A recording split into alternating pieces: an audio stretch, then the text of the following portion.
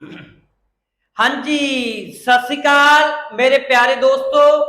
स्वागत है तुहाडा साडे प्लेटफॉर्म पंजाब क्लासेस के उपर। ते अज जिहड़ी अपनी क्लास आ वो संविधान के उत्ते रहूगी। असी संविधान दी क्लासां स्टार्ट कीतियां होईयां सी, जिहदे विच संविधान की पहली क्लास साडा संविधान किवें बनिया, कॉन्स्टिट्यूशन मेकिंग ऑफ कॉन्स्टिट्यूशन की क्लास है जिहड़ी वो पहला आपां पा चुके हैं, क्लास आपां लगा चुके हैं। इस सीरीज नूं हुण आपां अगे लैके जावांगे। पिछे कुछ तकनीकी कारणों करके जिहड़ी सीरीज सी वो रुक गई सी। हुण इस सीरीज नूं असीं रैगूलर लैके जावांगे ते इसे तरीके नाल ही बहुत जल्द साडीआं history, Punjab GK, geography, static GK, current affair दी क्लासां भी आउण जा रहीआं ने। ते पॉलिटी तो स्टार्ट करन दा साडा इक्को एक मीनिंग सी, जदों भी तुसीं किसी भी एग्जाम की तैयारी करो, जरूरी नहीं कि पंजाब के एग्जाम की तैयारी करो, किसी भी एग्जाम की तैयारी करो, अज के समय दे विच पॉलिटी जीके का मेन पोर्शन हो चुका है। तुसीं जदों पंजाब के पेपरां की गल करिए, जे पंजाब के पिछले पेपर कि पिछे पंजाब ने जिहड़े जिन्ने भी PSSB बोर्ड दे विच पेपर लए सी, प्लस जिन्ने भी पंजाब ने पिछे PPSC के पेपर लए, जां पिछे सब इंस्पैक्टर, हैड कांस्टेबल जां इन्वेस्टिगेशन पुलिस के पेपर लए, ये सारे पेपर पिछे पंजाब ने लाए।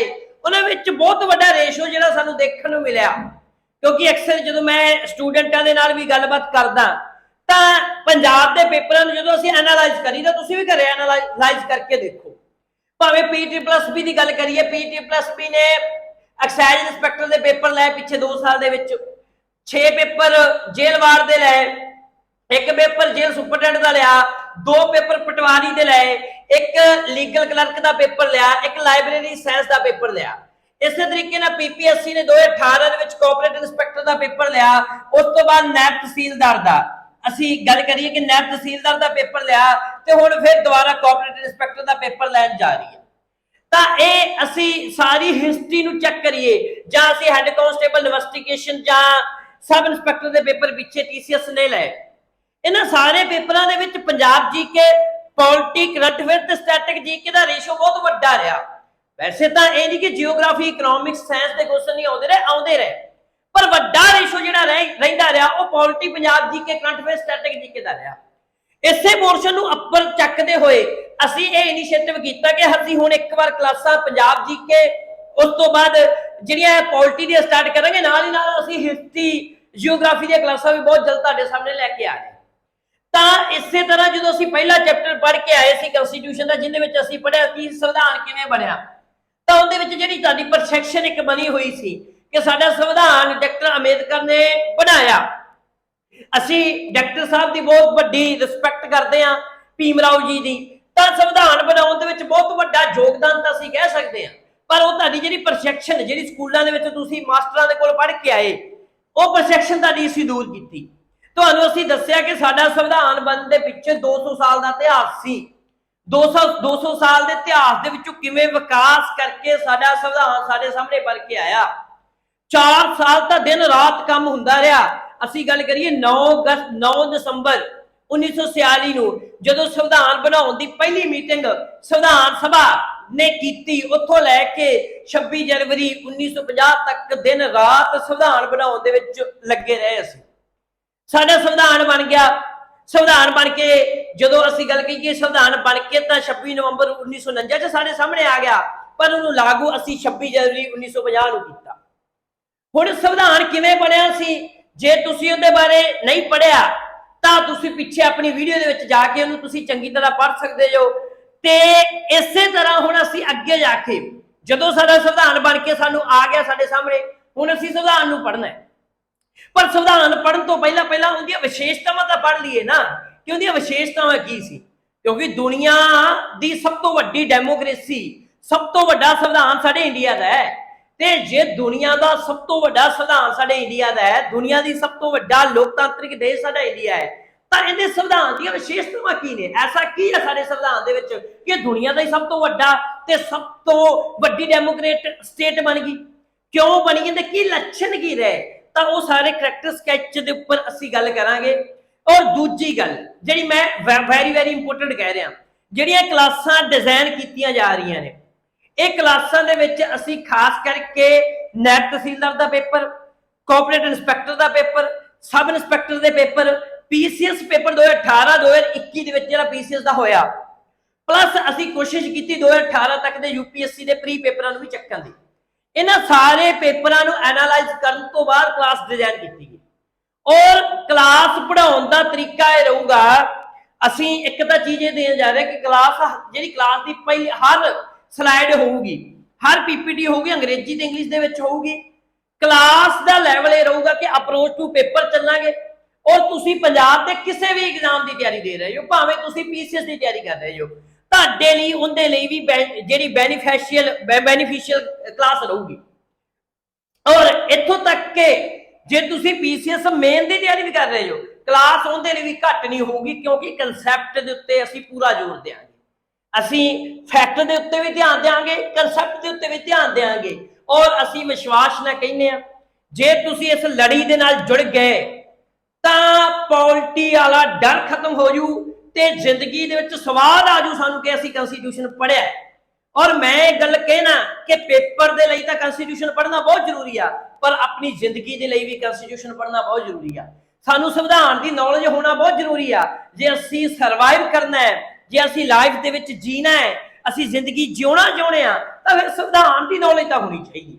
ਤਾਂ ਸੰਵਿਧਾਨ ਦੀ ਨੌਲੇਜ ਤੁਸੀਂ ਸਾਡੇ ਨਾਲ ਤੇ ਤੁਹਾਡੇ ਵਿੱਚ, ਮੰਨ ਲਓ ਇੱਕ ਗੱਲ ਕਹਿੰਦੇ ਕਿ ਬਸ ਹੁਣ ਮਹੀਨੇ ਕੁ ਦਾ ਫਰਕ ਰਹਿ ਗਿਆ, ਆਹ ਮਹੀਨੇ ਦੇ ਵਿੱਚ ਪੋਲਿਟੀ ਚੱਕ ਦੇਣੀ ਆ ਤੇ 1 ਮਹੀਨੇ ਤੱਕ ਤੁਸੀਂ ਦੇਖਿਓ, ਤੁਸੀਂ ਸੰਵਿਧਾਨ ਦੇ ਜਾਣਕਾਰ ਬਣੋਗੇ ਤਾਂ ਪੁਲਿਸ ਤੇ ਅਫਸਰ ਤੁਹਾਡੇ ਤੋਂ ਡਰ ਕੰਬਣਗੇ, ਕਿਉਂਕਿ ਤੁਹਾਨੂੰ ਸੰਵਿਧਾਨ ਦੀ ਨੌਲੇਜ ਹੋਊਗੀ, ਤੁਹਾਨੂੰ ਦੱਸਿਆ ਜਾਊ ਕਿ ਸੰਵਿਧਾਨ ਨੇ ਸਾਨੂੰ ਕੀ ਕੀ ਅਧਿਕਾਰ ਦਿੱਤੇ। ਤਾਂ ਚਲੋ ਇਹ ਗੱਲਾਂ ਕਰਦੇ ਹੋਏ ਅਸੀਂ ਸਟਾਰਟ ਕਰਦੇ ਹਾਂ। ਪਹਿਲੀ ਗੱਲ ਕਿ ਸੰਵਿਧਾਨ ਦੀਆਂ ਵਿਸ਼ੇਸ਼ਤਾਵਾਂ। ਤਾਂ ਜਦੋਂ ਅਸੀਂ ਸੰਵਿਧਾਨ ਦੀ ਵਿਸ਼ੇਸ਼ਤਾਵਾਂ ਪੜ੍ਹਦੇ ਹਾਂ ਤਾਂ ਪਹਿਲੀ ਵਿਸ਼ੇਸ਼ਤਾ ਸਾਡੇ ਸੰਵਿਧਾਨ ਦੀ ਕੀ ਆ? ਲੈਂਥੀ ਅਤੇ ਰਿਟਨ ਸੰਵਿਧਾਨ। ਤਾਂ ਮੇਰੇ ਪਿਆਰੇ ਵਿਦਿਆਰਥੀਓ, ਇਹਦੇ ਵਿੱਚ ਇੱਕ ਚੀਜ਼ ਮੈਂ ਤੁਹਾਨੂੰ ਹੋਰ ਚੀਜ਼ ਸਮਝਾਵਾਂ। ਪਹਿਲੀ ਗੱਲ ਤਾਂ ਇਹ ਸਮਝਾਉਣਾ ਕਿ ਸੰਵਿਧਾਨ ਦੋ ਤਰ੍ਹਾਂ ਦੇ ਹੁੰਦੇ ਆ, ਇੱਕ ਰਿਟਨ ਹੁੰਦਾ, ਇੱਕ ਹੁੰਦਾ ਅਨਰਿਟਨ। ਰਿਟਨ ਦਾ ਮੀਨਿੰਗ ਜਿਹੜਾ ਲਿਖਿਆ ਹੋਇਆ ਸੰਵਿਧਾਨ, ਤੇ ਇੱਕ ਜਿਹੜਾ ਹੈ ਕਿ ਨਾ ਲਿਖਿਆ ਹੋਇਆ ਸੰਵਿਧਾਨ।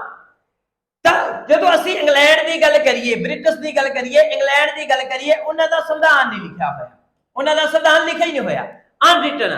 ਜਦੋਂ ਅਸੀਂ ਅਮਰੀਕਾ ਦੀ ਗੱਲ ਕਰੀਏ ਤਾਂ ਉਹਨਾਂ ਦਾ ਸੰਵਿਧਾਨ ਕੀ ਆ? ਲਿਖਿਆ ਹੋਇਆ ਹੈ। ਤਾਂ ਰਿਟਨ ਸੰਵਿਧਾਨ, ਜੇ ਤੁਹਾਡੇ ਤੋਂ ਕੁਐਸਚਨ ਪੁੱਛ ਲਿਆ ਜਾਵੇ, ਮੈਂ ਆਨਾ ਕਿ ਹਰ ਚੀਜ਼ ਦੇ ਵਿੱਚੋਂ ਅਸੀਂ ਕੁਐਸਚਨ ਕੱਢ ਕੇ ਜਾਣੇ ਨੇ, ਔਰ ਪੋਲਿਟੀ ਨੂੰ ਅਸੀਂ ਵਰਲਡ ਆਰਡਰ ਦੇ ਨਾਲ ਕੰਪੈਰੀਜ਼ਨ ਕਰਕੇ ਪੜ੍ਹਨਾ ਹੈ। ਤੇ ਜੇ ਤੁਹਾਡੇ ਤੋਂ ਇਹ ਸਵਾਲ ਪੁੱਛ ਲਿਆ ਜਾਵੇ ਕਿ ਦੁਨੀਆ ਦਾ ਪਹਿਲਾ ਰਿਟਨ ਸੰਵਿਧਾਨ, ਧਿਆਨ ਦੇ ਨਾਲ ਸੁਣਨਾ, ਕੱਲੀ ਕੱਲੀ ਗੱਲ ਨੂੰ ਧਿਆਨ ਨਾਲ ਸੁਣਨਾ ਹੈ, ਕਾਪੀ ਪੈਨ ਫੜ ਲੈਣਾ। ਵੈਸੇ ਤਾਂ ਪੀਪੀਟੀ ਜਿਹੜੀਆਂ ਹੈਗੀਆਂ ਨੇ ਇਹ ਤਾਂ ਤੁਹਾਨੂੰ ਮਿਲਣਗੀਆਂ, ਫਿਰ ਵੀ ਕਾਪੀ ਪੈਨ ਫੜ ਲੈਣਾ ਤੁਸੀਂ। ਤਾਂ ਪਹਿਲੀ ਗੱਲ ਕੀ ਆ ਕਿ ਦੁਨੀਆ ਦਾ ਪਹਿਲਾ ਰਿਟਨ ਸੰਵਿਧਾਨ ਕਿਹਦਾ ਦਾ ਸੀ? ਦੁਨੀਆ ਦਾ ਪਹਿਲਾ ਰਿਟਨ ਸੰਵਿਧਾਨ ਹੈਗਾ ਸੀ USA ਦਾ। ਅਮਰੀਕਾ ਨੇ ਸਭ ਤੋਂ ਪਹਿਲਾ ਰਿਟਨ ਸੰਵਿਧਾਨ ਲਿਖਿਆ। ਜਦੋਂ ਅਸੀਂ ਅਮਰੀਕਾ ਦੀ ਗੱਲ ਕਰੀਏ ਕਿ 1776 ਦੇ ਵਿੱਚ ਅਮਰੀਕਾ ਦੀ ਕ੍ਰਾਂਤੀ ਆਉਂਦੀ ਆ, 1777 ਦੇ ਵਿੱਚ ਅਮਰੀਕਾ ਦਾ ਸੰਵਿਧਾਨ ਬਣਦਾ ਹੈ, 1799 ਦੇ ਵਿੱਚ ਅਮਰੀਕਾ ਦਾ ਸੰਵਿਧਾਨ ਲਾਗੂ ਹੋ ਜਾਂਦਾ ਹੈ, 1791 ਦੇ ਵਿੱਚ ਅਮਰੀਕਾ ਦਾ ਪਹਿਲਾ ਰਾਸ਼ਟਰਪਤੀ ਹੈ ਜਿਹੜਾ ਜਾਰਜ ਵਿਕਸਿੰਗਟਨ ਆਪਣੀ ਗੱਦੀ ਦੇ ਉੱਤੇ ਬੈਠ ਸਕਦਾ। ਤਾਂ ਅਮਰੀਕਾ ਦੁਨੀਆ ਦਾ ਪਹਿਲਾ ਲਿਖਤੀ ਸੰਵਿਧਾਨ ਕਿਹੜਾ ਹੈ? ਉਹ USA ਦਾ ਹੈ। ਤੇ ਜੇ ਤੁਹਾਨੂੰ ਪੁੱਛ ਲਵੇ ਦੁਨੀਆ ਦਾ ਸਭ ਤੋਂ ਵੱਡਾ ਲਿਖਤੀ ਸੰਵਿਧਾਨ, ਲੈਂਥੀ ਸੰਵਿਧਾਨ, ਜਿਵੇਂ ਆਪਾਂ ਪਿਛਲੀ ਗੱਲ ਤੇ ਆਈਏ ਕਿ ਦੁਨੀਆ ਦਾ ਸਭ ਤੋਂ ਵੱਡਾ ਲੈਂਥੀ, ਸਭ ਤੋਂ ਲੰਮਾ ਸੰਵਿਧਾਨ ਦੁਨੀਆ ਦਾ ਕਿਹੜਾ ਹੈ? ਉਹ ਸਾਡੇ ਇੰਡੀਆ ਦਾ ਹੈ। ਉਹ ਕਹਿੰਦਾ ਹੈ ਇੰਡੀਆ ਦਾ ਹੈ। ਵੇਖੋ ਦੋ ਕੁਐਸਚਨ ਨਿਕਲ ਕੇ ਆਏ, ਔਰ ਇਹਨੂੰ ਮੈਂ ਸਮਝਾਉਣ ਦੀ ਇੱਕ ਛੋਟੀ ਜਿਹੀ ਉਦਾਹਰਨ ਦੇ ਕੇ ਤੁਹਾਨੂੰ ਸਮਝਾ ਵੀ ਦੇਣਾ। ਹੁਣ ਗੱਲ ਕਰੀਏ ਕਿ ਇੰਡੀਆ ਦੇ ਸੰਵਿਧਾਨ ਦੀ, ਜੇ ਅਸੀਂ ਗੱਲ ਕਰਦੇ ਹਾਂ ਕਿ ਇੰਡੀਆ ਦੇ ਸੰਵਿਧਾਨ ਦੇ ਵਿੱਚ ਭਾਗ ਰੀਸੈਂਟਲੀ, ਅੱਜ ਭਾਗ ਕਿੰਨੇ ਆ? ਸੰਵਿਧਾਨ ਦੇ ਪਾਠ ਕਿੰਨੇ ਆ? ਸੰਵਿਧਾਨ ਦੇ ਪਾਠ ਨੇ 25। ਤੇ ਜੇ ਅਸੀਂ ਗੱਲ ਕਰੀਏ ਸਾਡੇ ਸੰਵਿਧਾਨ ਦੇ ਵਿੱਚ ਆਰਟੀਕਲ ਕਿੰਨੇ ਆ, ਤਾਂ ਆਰਟੀਕਲ ਜਿਹੜੇ ਹੈਗੇ ਨੇ ਉਹ 395 ਨੇ, ਜਿਹੜੇ ਅੱਜ ਵੱਧ ਕੇ ਕਿੰਨੇ ਹੋ ਚੁੱਕੇ ਨੇ? 470 ਹੋ ਚੁੱਕੇ ਨੇ।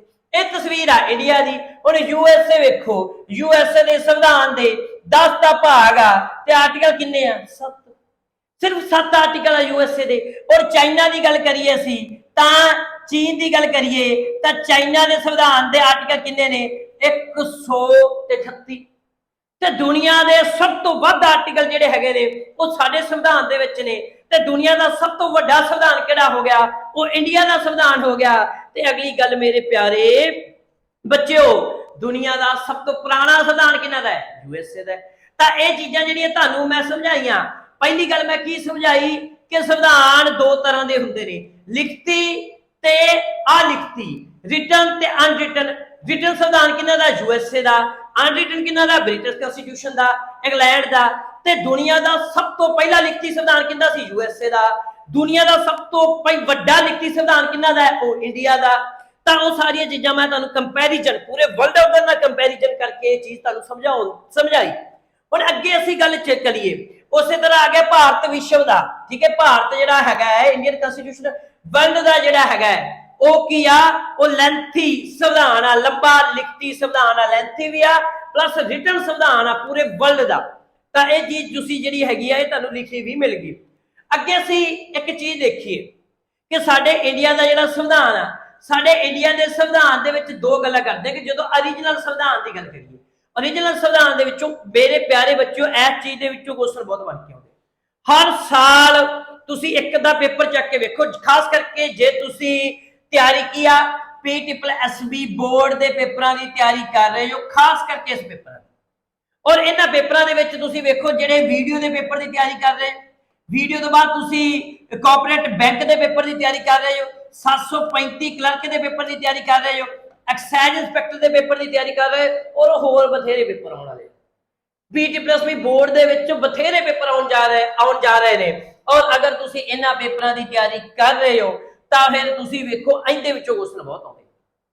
ਕੁਐਸਚਨ ਕੀ ਆਉਂਦੇ ਕਿ ओरिजिनल ਸੰਵਿਧਾਨ, ਜਦੋਂ ਸਾਡਾ ਸੰਵਿਧਾਨ ਬਣਿਆ ਸੀ 1949 ਚ, ਤਾਂ ओरिजिनल ਸੰਵਿਧਾਨ ਦੇ ਵਿੱਚ ਸਾਡੇ ਸੰਵਿਧਾਨ ਦੇ ਵਿੱਚ ਇੱਕੋ ਪ੍ਰੈਂਬਲ ਸੀ ਤੇ 395 ਅਨੁਛੇਦ ਸੀ, 22 ਭਾਗ ਸੀ ਤੇ 8 ਸ਼ਡਿਊਲ ਸੀ। ਤੇ ਜੇ ਅੱਜ ਦੀ ਗੱਲ ਕਰੀਏ, ਰੀਸੈਂਟਲੀ ਦੀ ਗੱਲ ਕਰੀਏ, ਇਹ ਤਾਂ ਉਸ ਸਮੇਂ ਦੀ ਗੱਲ ਆ ओरिजिनल ਸੰਵਿਧਾਨ ਦੀ ਕਿ ਜਦੋਂ ਮੂਲ ਸੰਵਿਧਾਨ ਸੀ ਸਾਡਾ, ਉਸ ਸਮੇਂ ਸਾਡੇ ਸੰਵਿਧਾਨ 'ਚ ਇੱਕ ਪ੍ਰਸਤਾਵਨਾ ਸੀ, 395 ਅਨੁਛੇਦ ਸੀ, 22 ਭਾਗ ਸੀ ਤੇ 8 ਅਨੁਸੂਚੀਆਂ ਸੀ। ਇਹ ਤਾਂ ਪੁਰਾਣੀਆਂ ਗੱਲਾਂ ਹੋ ਗਈਆਂ। ਜੇ ਅਸੀਂ ਅੱਜ ਦੀ ਗੱਲ ਕਰੀਏ ਕਿ ਰੀਸੈਂਟਲੀ ਸਮੇਂ ਦੇ ਵਿੱਚ ਅੱਜ ਸਾਡੇ ਸੰਵਿਧਾਨ ਦੇ ਵਿੱਚ ਵਰਤਮਾਨ 2019 ਦੇ ਅੰਕੜੇ ਨੇ, ਤਾਂ ਅੱਜ ਦੇ ਸਮੇਂ ਦੇ ਵਿੱਚ ਸਾਡੇ ਸੰਵਿਧਾਨ ਦੇ ਵਿੱਚ ਇੱਕ ਪ੍ਰਸਤਾਵਨਾ, ਇੱਕ ਪ੍ਰੈਂਬਲ ਆ।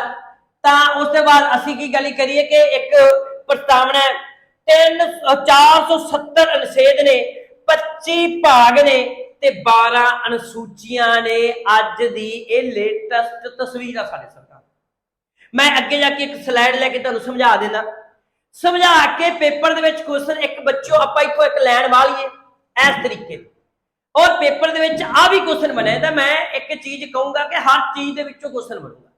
ਕੁਐਸਚਨ ਕੀ ਬਣੂਗਾ ਕਿ ਜਦੋਂ ਸਾਡਾ ਬੇਸਿਕ ਕਨਸਟੀਟਿਊਸ਼ਨ ਸੀ, ਬੇਸਿਕ ਕਨਸਟੀਟਿਊਸ਼ਨ ਜਾਂ ਇੱਕ ਸ਼ਬਦ ਹੋਰ ਲਿਖ ਦਿੰਦੇ ਨੇ, ਉਹ ਸ਼ਬਦ ਲਿਖ ਦਿੰਦੇ ਨੇ ਮੂਲ ਸੰਵਿਧਾਨ। ਮੂਲ ਸੰਵਿਧਾਨ, ਬੇਸਿਕ ਕਨਸਟੀਟਿਊਸ਼ਨ। ਦੂਜੀ ਗੱਲ ਇੱਕ ਚੀਜ਼ ਇਹ ਲਿਖ ਦਿੰਦੇ ਨੇ ਕਿ ਰੀਸੈਂਟਲੀ ਕਨਸਟੀਟਿਊਸ਼ਨ, ਅੱਜ ਦੇ ਸਮੇਂ ਦੇ ਵਿੱਚ, ਜਾਂ ਮੌਜੂਦਾ ਸੰਵਿਧਾਨ। ਅਸੀਂ ਦੋ ਚੀਜ਼ਾਂ ਜਿਹੜੀਆਂ ਹੈਗੀਆਂ ਨੇ ਉਹ ਅਸੀਂ ਲਿਖ ਦਿੰਦੇ ਆ, ਮੌਜੂਦਾ ਸੰਵਿਧਾਨ, ਸੌਰੀ ਰੀਸੈਂਟਲੀ ਮੀਨਿੰਗ ਕਿ ਅੱਜ ਦੇ ਸਮੇਂ ਦੇ ਸੰਵਿਧਾਨ। ਇਹਨਾਂ ਦੋਵਾਂ ਦੇ ਵਿੱਚੋਂ ਕੁਐਸਚਨ ਕਿਵੇਂ ਬਣ ਕੇ ਨਿਕਲਦਾ ਕਿ ਜਦੋਂ ਸਾਡਾ ਸੰਵਿਧਾਨ ਬਣਿਆ ਸੀ, ਮੂਲ ਸੀ, ਤਾਂ ਉਸ ਸਮੇਂ ਸਾਡੇ ਸੰਵਿਧਾਨ ਦੇ ਭਾਗ, ਅਸੀਂ ਗੱਲ ਕਰੀਏ ਪਾਠ ਦੀ, ਅਸੀਂ ਗੱਲ ਕਰੀਏ ਭਾਗ ਦੀ, ਤਾਂ ਮੇਰੇ ਪਿਆਰੇ ਬੱਚਿਓ ਉਦੋਂ ਭਾਗ ਕਿੰਨੇ ਸੀ? 22 ਸੀ। ਉਦੋਂ ਭਾਗ ਕਿੰਨੇ ਸੀ? 22 ਸੀ। ਤੇ ਜੇ ਅਸੀਂ ਉਦੋਂ ਆਰਟੀਕਲ ਦੀ ਗੱਲ ਕਰੀਏ ਮੇਰੇ ਪਿਆਰੇ ਬੱਚਿਓ, ਅਨੁਛੇਦ ਦੀ ਗੱਲ ਕਰੀਏ ਤਾਂ ਉਸ ਸਮੇਂ ਅਨੁਛੇਦ ਕਿੰਨੇ ਸੀ? ਉਸ ਸਮੇਂ ਅਨੁਛੇਦ ਹੈਗੇ ਸੀ 395। ਜੇ ਮੇਰੇ ਪਿਆਰੇ ਬੱਚਿਓ ਉਸ ਸਮੇਂ ਅਸੀਂ ਸ਼ਡਿਊਲ ਦੀ ਗੱਲ ਕਰੀਏ, ਇਹਨੂੰ ਅਨੁਸੂਚੀਆਂ ਦੀ ਗੱਲ ਕਰੀਏ, ਤਾਂ ਉਸ ਸਮੇਂ ਜਿਹੜੀਆਂ ਅਨੁਸੂਚੀਆਂ ਸੀ, ਜਦੋਂ ਸਾਡਾ ਸੰਵਿਧਾਨ ਮੂਲ ਸੀ, ਬੇਸਿਕ ਸੀ, ਜਦੋਂ ਸਾਡਾ ਸੰਵਿਧਾਨ ਬਣਿਆ ਸੀ, ਜਦੋਂ ਅਸੀਂ ਗੱਲ ਕਰੀਏ 1950 ਦੀ ਗੱਲ ਕਰੀਏ, ਤਾਂ ਉਸ ਸਮੇਂ ਸਾਡੇ ਸੰਵਿਧਾਨ ਦੇ ਜਿਹੜੇ ਸ਼ਡਿਊਲ ਸੀ ਉਹ 8 ਸੀ। ਇਹ ਤਾਂ ਉਹ ਤਸਵੀਰ ਹੋ ਗਈ। ਹੁਣ ਜੇ ਤਸਵੀਰ ਕਰੀਏ ਅਸੀਂ ਅੱਜ ਦੇ ਸਮੇਂ ਦੀ, ਕਿਉਂਕਿ ਸਮੇਂ ਦੇ ਨਾਲ ਨਾਲ ਸੰਵਿਧਾਨ ਚੇਂਜ ਹੁੰਦਾ ਗਿਆ ਔਰ ਸਾਡੇ ਸੰਵਿਧਾਨ ਦਾ ਆਰਟੀਕਲ 368 ਜਿਹੜਾ ਮੈਂ ਅੱਗੇ ਜਾ ਕੇ ਪੜਾਵਾਂਗਾ ਵੀ, ਉਹ ਸੰਵਿਧਾਨ ਸੰਸਦ ਨੂੰ ਪਾਵਰ ਦਿੰਦਾ ਹੈ, ਸ਼ਕਤੀ ਦਿੰਦਾ ਹੈ ਸੰਵਿਧਾਨ ਵਿੱਚ ਬਦਲਾਵ ਕਰਨ ਦੀ, ਸੋਧ ਕਰਨ ਦੀ। ਤਾਂ ਮੈਂ ਅੱਗੇ ਜਾ ਕੇ ਤੁਹਾਨੂੰ ਪੜਾਊਂਗਾ ਵੀ, ਚੰਗੀ ਤਰ੍ਹਾਂ ਪੜਾਊਂਗਾ, ਟੈਨਸ਼ਨ ਨਹੀਂ ਲੈਣੀ ਤੁਸੀਂ ਕਿਸੇ ਤਰ੍ਹਾਂ। ਤਾਂ ਜੇ ਗੱਲ ਕਰੀਏ ਅੱਜ ਰੀਸੈਂਟਲੀ ਸਾਡੇ ਸੰਵਿਧਾਨ ਦੇ ਜਿਹੜੇ ਭਾਗ ਸੀ, ਉਸ ਸਮੇਂ ਪਾਠ ਜਿਹੜੇ ਹੈਗੇ ਸੀ, ਉਸ ਸਮੇਂ ਜਿਹੜੇ ਪਾਠ ਸੀ, ਭਾਗ ਸੀ 22 ਸੀ, ਅੱਜ ਵੱਧ ਕੇ ਕਿੰਨੇ ਹੋ ਚੁੱਕੇ ਨੇ? 25 ਹੋ ਚੁੱਕੇ ਨੇ। ਉਸ ਸਮੇਂ ਮੇਰੇ ਪਿਆਰੇ ਦੋਸਤੋ ਆਰਟੀਕਲ ਜਿਹੜੇ ਹੈਗੇ ਸੀ ਉਹਨੇ ਛੇਦ ਸੀ, ਉਹ ਅੱਜ ਵੱਧ ਕੇ ਕਿੰਨੇ ਹੋ ਚੁੱਕੇ ਨੇ? 470 ਹੋ ਚੁੱਕੇ ਨੇ। ਅਗਲੀ ਗੱਲ, ਉਸ ਸਮੇਂ ਜਿਹੜੇ ਸ਼ਡਿਊਲ ਸੀ, ਅਨੁਸੂਚੀਆਂ ਸੀ ਮੇਰੇ ਪਿਆਰੇ ਬੱਚਿਓ, ਉਹ ਅਨੁਸੂਚੀਆਂ ਅੱਜ ਵੱਧ ਕੇ ਕਿੰਨੀਆਂ ਹੋ ਚੁੱਕੀਆਂ ਨੇ? ਉਹ 12 ਹੋ ਚੁੱਕੀਆਂ ਨੇ। ਆ ਹੋ ਗਈ ਪਹਿਲੀ ਗੱਲ। ਔਰ PTPLB ਦੇ ਵਿੱਚ ਇਹੋ ਜਿਹੇ ਕੁਐਸਚਨ ਅਕਸਰ ਪੁੱਛ ਲੈ ਜਾਂਦੇ ਨੇ ਕਿ ਮੂਲ ਸੰਵਿਧਾਨ ਦੀਆਂ ਅਨੁਸੂਚੀਆਂ ਕਿੰਨੀਆਂ ਨੇ, ਅੱਜ ਕਿੰਨੀਆਂ ਨੇ। ਜੇ ਤੁਸੀਂ ਜ਼ਿਆਦਾ ਐਕਸਟੈਂਸ਼ਨ ਲੈਣੀ ਆ ਤਾਂ ਉਸ ਸਮੇਂ 8 ਸੀ, ਤੇ ਫਿਰ ਅਨੁਸੂਚੀਆਂ ਜੋੜੀਆਂ ਕਿਹੜੀਆਂ ਗਈਆਂ? 9ਵੀਂ ਅਨੁਸੂਚੀ ਜੋੜੀ ਗਈ, 10ਵੀਂ ਅਨੁਸੂਚੀ ਜੋੜੀ ਗਈ, 11ਵੀਂ ਅਨੁਸੂਚੀ ਜੋੜੀ ਗਈ ਤੇ 12ਵੀਂ ਅਨੁਸੂਚੀ ਜੋੜੀ ਗਈ। ਮੈਂ ਜਾ ਕੇ ਸ਼ਡਿਊਲ ਦੇ ਵਿੱਚ ਅੱਗੇ ਕਲਾਸ ਲਊਂਗਾ, ਇਸ ਕਰਕੇ ਮੈਂ ਜ਼ਿਆਦਾ ਇੱਥੇ ਜਾਣਾ ਨਹੀਂ ਚਾਹੁੰਦਾ, ਪਰ ਛੋਟੀ ਜਿਹੀ ਚੀਜ਼ਾਂ ਨੂੰ ਸਮਝਾ ਦਾਂ। ਜੇ ਤੁਹਾਨੂੰ ਪੁੱਛ ਲੈਣਗੇ 9ਵੀਂ ਅਨੁਸੂਚੀ ਕਦੋਂ ਜੋੜੀ ਗਈ, ਤੁਸੀਂ ਆਖੋਗੇ 1951 ਵਿੱਚ। ਜੇ ਤੁਹਾਡੇ ਤੋਂ ਪੁੱਛ ਲੈਣਗੇ 10ਵੀਂ ਅਨੁਸੂਚੀ ਕਦੋਂ ਜੋੜੀ ਗਈ, ਤੁਸੀਂ ਕਹੋਗੇ 1985 ਦੇ ਵਿੱਚ। ਜੇ ਤੁਹਾਡੇ ਪੁੱਛ ਲਈ 11ਵੀਂ ਅਨੁਸੂਚੀ ਕਦੋਂ ਜੋੜੀ ਗਈ, ਤੁਸੀਂ ਕਹੋਗੇ 1993 ਦੇ ਵਿੱਚ। ਜੇ ਤੁਸੀਂ ਕਹੋਗੇ 12ਵੀਂ ਅਨੁਸੂਚੀ ਕਦੋਂ ਜੋੜੀ ਗਈ, 1993 ਦੇ ਵਿੱਚ। ਇਸੇ ਤਰੀਕੇ ਨਾਲ ਉਹ ਕੁਐਸਚਨ ਨੂੰ ਐਕਸਟੈਂਡ ਕਰਦੇ ਆ। ਪਹਿਲਾਂ ਤਾਂ ਇਹ ਕਹਿਣਗੇ ਕਿ ਪਹਿਲਾਂ ਅਨੁਸੂਚੀਆਂ 8 ਸੀ, ਅੱਜ ਕਿੰਨੀਆਂ? 12। ਫਿਰ ਦੱਸਣਗੇ ਹਾਂ 9ਵੀਂ ਕਦੋਂ ਜੋੜੀ ਗਈ, 1951। ਜਾਂ ਜੇਲ੍ਹ ਵਾਰਡ ਦੇ ਪੇਪਰ 'ਚ ਕੁਐਸਚਨ ਵੀ ਪੁੱਛ ਲਿਆ ਸੀ ਉਹਨਾਂ ਨੇ ਕਿ 9ਵੀਂ ਅਨੁਸੂਚੀ ਕਦੋਂ ਜੋੜੀ ਗਈ ਸੀ, 1951 ਜੋੜੀ ਗਈ ਸੀ। ਕਿਹੜੀ ਅਮੈਂਡਮੈਂਟ ਨਾਲ ਜੋੜੀ ਗਈ ਸੀ? ਪਹਿਲੀ ਸੋਧ 1951 ਨਾਲ ਜੋੜੀ ਗਈ ਸੀ। ਜੇ ਜ਼ਿਆਦਾ ਹੀ ਗਾਹ ਪੇਪਰ ਨਿਕਲਦਾ ਹੋਇਆ ਤਾਂ 9ਵੀਂ ਅਨੁਸੂਚੀ ਦਾ ਨਾਂ ਪੁੱਛ ਲੈਣਗੇ, ਲੈਂਡ ਰਿਫਾਰਮ। ਚਲੋ ਮੈਂ ਅਨੁਸੂਚੀ ਸ਼ਡਿਊਲ ਦੀ ਕਲਾਸ ਲੈਣੀ ਅੱਗੇ ਜਾ ਕੇ, ਪਾਰਟ ਦੀ ਵੀ ਲੈਣੀ ਆ, ਤਾਂ ਫਿਰ ਮੈਂ ਤੁਹਾਨੂੰ ਪਾਰਟ ਵੀ ਦੱਸਾਂਗਾ ਕਿਵੇਂ ਕਿਵੇਂ ਜਿਹੜੇ 25 ਪਾਰਟ ਸੀ ਉਹ ਕਿਹੜੇ ਕਿਹੜੇ ਜੋੜੇ ਗਏ। ਜਿਵੇਂ ਕਿ 4A ਜੋੜਿਆ ਗਿਆ, 9A ਜੋੜਿਆ ਗਿਆ, ਠੀਕ ਹੈ ਜੀ। ਇਹ ਸਾਰੇ ਪਾਰਟ 9B ਜੋੜਿਆ ਗਿਆ। ਇਹ ਸਾਰੇ ਪਾਰਟ ਜਿਹੜੇ ਜੋੜੇ ਗਏ ਸੀ ਬਾਅਦ ਦੇ ਵਿੱਚ, ਉਹ ਮੈਂ ਸਾਰੇ ਤੁਹਾਨੂੰ ਅੱਗੇ ਜਾ ਕੇ ਕਰਵਾਵਾਂਗਾ ਸੰਵਿਧਾਨ ਦੇ ਵਿੱਚ ਕਿਵੇਂ ਕਿਵੇਂ ਜੋੜੇ ਗਏ। ਜਦੋਂ ਮੈਂ ਸੰਵਿਧਾਨ ਦੇ ਪਾਰਟ ਵਾਲੀ ਤੇ ਸ਼ਡਿਊਲ ਦੇ ਉੱਤੇ ਕਲਾਸ ਲਵਾਂਗਾ, ਤੇ ਜਦੋਂ ਮੈਂ ਸਾਰਾ ਸੰਵਿਧਾਨ ਪੜ੍ਹਾ ਲਿਆ, ਚੰਗੀ ਤਰ੍ਹਾਂ ਪੜ੍ਹਾ ਲਿਆ, ਬਰੀਕੀ ਦੇ ਵਿੱਚ ਪੜ੍ਹਾਤਾ, ਤਾਂ ਉਸ ਤੋਂ ਬਾਅਦ ਮੈਂ ਲਾਸਟ ਦੇ ਵਿੱਚ ਇੱਕ ਕਲਾਸ ਲਵਾਂਗਾ ਆਰਟੀਕਲ ਦੇ ਉੱਪਰ, ਜਿਹਦੇ ਵਿੱਚ ਅਸੀਂ 395 ਆਰਟੀਕਲ ਤਾਂ ਨਹੀਂ ਪੜ੍ਹਦੇ ਹੁੰਦੇ, ਪਰ 100 ਕੁ ਇੰਪੋਰਟੈਂਟ ਆਰਟੀਕਲ ਕਰਾਂਗੇ, ਉਹ ਮੈਂ ਲਾਸਟ ਦੇ ਵਿੱਚ ਕਲਾਸ ਲਾਂਗਾ। ਤਾਂ ਇਸੇ ਤਰੀਕੇ ਨਾਲ ਜਿਹੜੀਆਂ ਕਲਾਸ ਆ ਇਹ ਡਿਜ਼ਾਈਨ ਹੁੰਦੀ ਆ। ਤੇ ਇਸ ਤੋਂ ਬਾਅਦ ਅਸੀਂ ਅਗਲੇ ਟੌਪਿਕ ਤੇ ਪਹੁੰਚੇ ਆ। ਹੁਣ ਅਗਲਾ ਟੌਪਿਕ ਸਾਡੇ ਸਾਹਮਣੇ ਕੀ ਆ ਗਿਆ ਕਿ ਭਾਰਤ ਦੇ ਸੰਵਿਧਾਨ ਦੀ ਵਿਸ਼ੇਸ਼ਤਾਵਾਂ ਪੜ੍ਹ ਰਹੇ ਸੀ। ਤਾਂ ਇੱਕ ਵਿਸ਼ੇਸ਼ਤਾ ਕੀ ਆ? Democrat state. ਇਹ ਸਾਡੇ ਸੰਵਿਧਾਨ ਦੀ ਵਿਸ਼ੇਸ਼ਤਾ ਕੀ ਆ ਕਿ ਸਾਡੇ ਸੰਵਿਧਾਨ ਦੀ ਸਟੇਟ ਕਿਹੜੀ ਆ? ਉਹ ਲੋਕਤਾਂਤਰਿਕ ਰਾਜ ਆ। ਸਾਡਾ ਸੰਵਿਧਾਨ ਜਿਹੜਾ ਹੈ ਉਹ ਡੈਮੋਕ੍ਰੇਟ ਰਹੂਗਾ। ਵੈਸੇ ਤਾਂ ਸੰਵਿਧਾਨ ਦੀ ਖੂਬਸੂਰਤੀ ਇਹ ਹੁੰਦੀ ਆ ਕਿ ਸੰਵਿਧਾਨ ਦੇ ਵਿੱਚ ਕੀ ਹੁੰਦਾ ਹੈ ਕਿ ਸੰਵਿਧਾਨ ਦੀ ਖੂਬਸੂਰਤੀ ਇਹ ਹੁੰਦੀ ਆ ਕਿ ਜਦੋਂ ਡੈਮੋਕ੍ਰੇਟ ਸਟੇਟ ਹੋਵੇ, ਸੰਵਿਧਾਨ ਦੇ ਅਕੋਰਡਿੰਗ ਸਟੇਟ ਚੱਲੇ, ਕਿਉਂਕਿ ਹੁਣ ਕੋਈ ਰਾਜੇ ਦੀ ਹੁਕਮ ਨਹੀਂ ਚੱਲਣਾ, ਕੋਈ ਕੁਝ ਨਹੀਂ ਚੱਲਣਾ। ਤੇ ਡੈਮੋਕ੍ਰੇਸੀ ਦੇ ਉੱਤੇ ਅਸੀਂ ਗੱਲ ਕਰੀਏ ਕਿ ਡੈਮੋਕ੍ਰੇਸੀ ਦੇ ਵਿੱਚ ਕੀ ਹੁੰਦਾ ਹੈ ਕਿ ਡੈਮੋਕ੍ਰੇਸੀ ਦੇ ਵਿੱਚ ਇੱਕ ਕੁਐਸਚਨ ਕਈ ਵਾਰੀ ਪੁੱਛਿਆ ਜਾਂਦਾ ਹੈ। ਇਹੋ ਜਿਹੇ ਕੁਐਸਚਨ ਟੀਚਿੰਗ ਐਗਜ਼ਾਮਾਂ ਦੇ ਵਿੱਚ, PPSC ਦੇ ਵਿੱਚ ਜਾਂ PCS ਦੇ ਪ੍ਰੀ ਪੇਪਰਾਂ ਦੇ ਵਿੱਚ ਪੁੱਛੇ ਜਾਂਦੇ। ਤਾਂ ਜਦੋਂ ਅਸੀਂ ਸੰਵਿਧਾਨ ਦੀ ਵਿਸ਼ੇਸ਼ਤਾਵਾਂ ਪੜ੍ਹਦੇ ਹਾਂ ਤੇ ਸਾਡਾ ਸੰਵਿਧਾਨ ਕਿਸ ਤਰੀਕੇ ਦੇ ਸ਼ਾਸਨ ਪ੍ਰਣਾਲੀ ਦੀ ਗੱਲ ਕਰਦਾ ਹੈ? ਸਾਡਾ ਸੰਵਿਧਾਨ ਕਹਿੰਦਾ ਲੋਕਤਾਂਤਰਿਕ ਹੋਣਾ ਚਾਹੀਦਾ ਹੈ, ਡੈਮੋਕ੍ਰੇਟ ਹੋਣਾ ਚਾਹੀਦਾ ਹੈ। ਤੇ ਡੈਮੋਕ੍ਰੇਟ ਦਾ ਮੀਨਿੰਗ ਕੀ ਆ ਕਿ ਜਦੋਂ ਸਰਕਾਰ ਜਿਹੜੀ ਹੈਗੀ ਆ, ਸਰਕਾਰ ਹੈਗੀ ਆ ਉਹ ਕਿਹਨਾਂ ਦੁਆਰਾ ਚੁਣੀ ਜਾਵੇ? ਸਰਕਾਰ ਲੋਕਾਂ ਦੁਆਰਾ ਚੁਣੀ ਜਾਵੇ। ਇਹ ਫਸਟ ਗੱਲ ਹੋ ਗਈ। ਦੂਜਾ ਗੱਲ, ਸਰਕਾਰ ਕੰਮ ਕਿਹਨਾਂ ਲਈ ਕਰੇ? ਸਰਕਾਰ ਕੰਮ ਕਰੇ ਲੋਕਾਂ ਲਈ। ਤੇ ਸਰਕਾਰ ਚਲਾਈ ਕਿਹਨਾਂ ਦੁਆਰਾ ਜਾਵੇ? ਲੋਕਾਂ ਦੁਆਰਾ। ਤਾਂ ਇਸੇ ਤਰੀਕੇ ਨਾਲ ਜਿਵੇਂ ਅਸੀਂ ਗੱਲ ਕਰੀਏ ਕਿ ਅਬਰਾਹਮ ਲਿੰਕਨ ਕਹਿੰਦਾ, ਡੈਮੋਕ੍ਰੇਸੀ ਦੀ ਉਦਾਹਰਨ ਦਿੰਦਾ ਹੈ। ਉਹ ਕਹਿੰਦਾ ਜਦੋਂ ਲੋਕਾਂ ਦੀ ਸਰਕਾਰ ਲੋਕਾਂ ਲਈ, ਲੋਕਾਂ ਦੁਆਰਾ ਚੁਣੀ ਜਾਂਦੀ ਆ ਤਾਂ ਉਹਨੂੰ ਅਸੀਂ ਡੈਮੋਕ੍ਰੇਸੀ ਕਹਿੰਦੇ ਆ। ਇਸੇ ਤਰੀਕੇ ਨਾਲ ਅਸੀਂ ਭਾਰਤ ਦੀ ਗੱਲ ਕਰੀਏ ਤਾਂ ਭਾਰਤ ਵਿੱਚ ਵੀ ਜਿਹੜੀ ਸਰਕਾਰ ਆ ਉਹ ਲੋਕਾਂ ਦੁਆਰਾ ਚੁਣੀ ਜਾਂਦੀ ਆ, ਲੋਕਾਂ ਲਈ ਕੰਮ ਕਰਦੀ ਆ, ਤੇ ਲੋਕਾਂ ਦੀ ਸਰਕਾਰ ਆ, ਇਹਨੂੰ ਅਸੀਂ ਡੈਮੋਕ੍ਰੇਸੀ ਕਹਾਂਗੇ।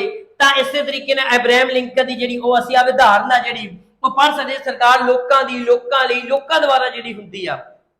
ਤਾਂ ਇਸੇ ਤਰੀਕੇ ਨਾਲ ਭਾਰਤ ਦੀ ਜਿਹੜੀ ਸਰਕਾਰ ਆ ਉਹ ਸਰਕਾਰ ਕਿਸੇ ਰਾਜੇ ਦੁਆਰਾ ਨਹੀਂ ਚੁਣੀ ਜਾਂਦੀ, ਉਹ ਸਰਕਾਰ ਕਿਸੇ ਦੇ ਪਿਓ ਦੀ ਜ਼ਗੀਰ ਨਹੀਂ। ਭਾਰਤ ਦੀ ਸਰਕਾਰ ਜਿਹੜੀ ਹੈਗੀ ਆ ਭਾਰਤ ਦੇ ਲੋਕਾਂ ਦੁਆਰਾ ਚੁਣੀ ਜਾਂਦੀ ਆ ਤੇ ਭਾਰਤ ਦੇ ਲੋਕਾਂ ਲਈ ਕੰਮ ਕਰਦੀ ਆ। ਉਹ ਕੋਈ ਕਿਸੇ ਸਰਮਾਏਦਾਰ ਦੇ ਉੱਤੇ ਜਾਂ ਕਿਸੇ ਵੱਡੇ ਵੱਡੇ ਲੀਡਰਾਂ ਦੀ ਚੌਧਰ ਲਈ ਨਹੀਂ ਕਰਦੀ ਕੰਮ।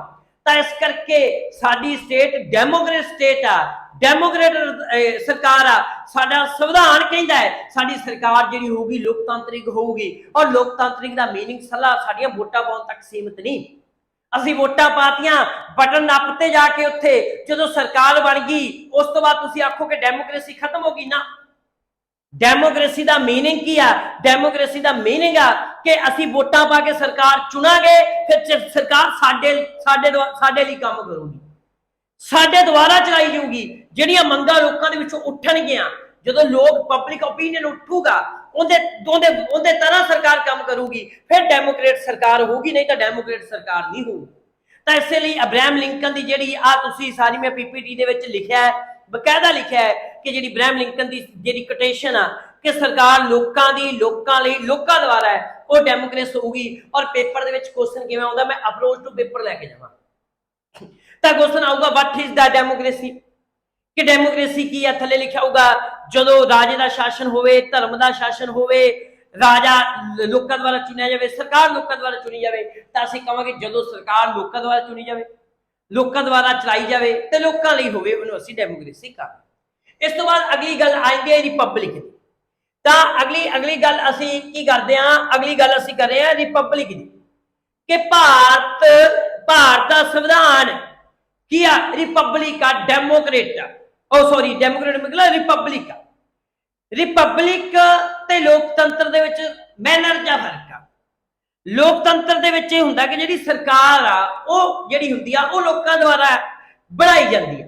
ਇੱਥੇ ਇਕੱਲੇ ਮੁਖੀਆ ਦੀ ਗੱਲ ਆ ਗਈ। ਸਰਕਾਰ ਇੱਕ ਬਹੁਤ ਵੱਡੀ ਚੀਜ਼ ਹੋ ਗਈ, ਸਰਕਾਰ ਦੇ ਵਿੱਚ ਸਾਡਾ ਸਾਰਾ ਮੰਤਰੀ ਮੰਡਲ ਆ ਗਿਆ।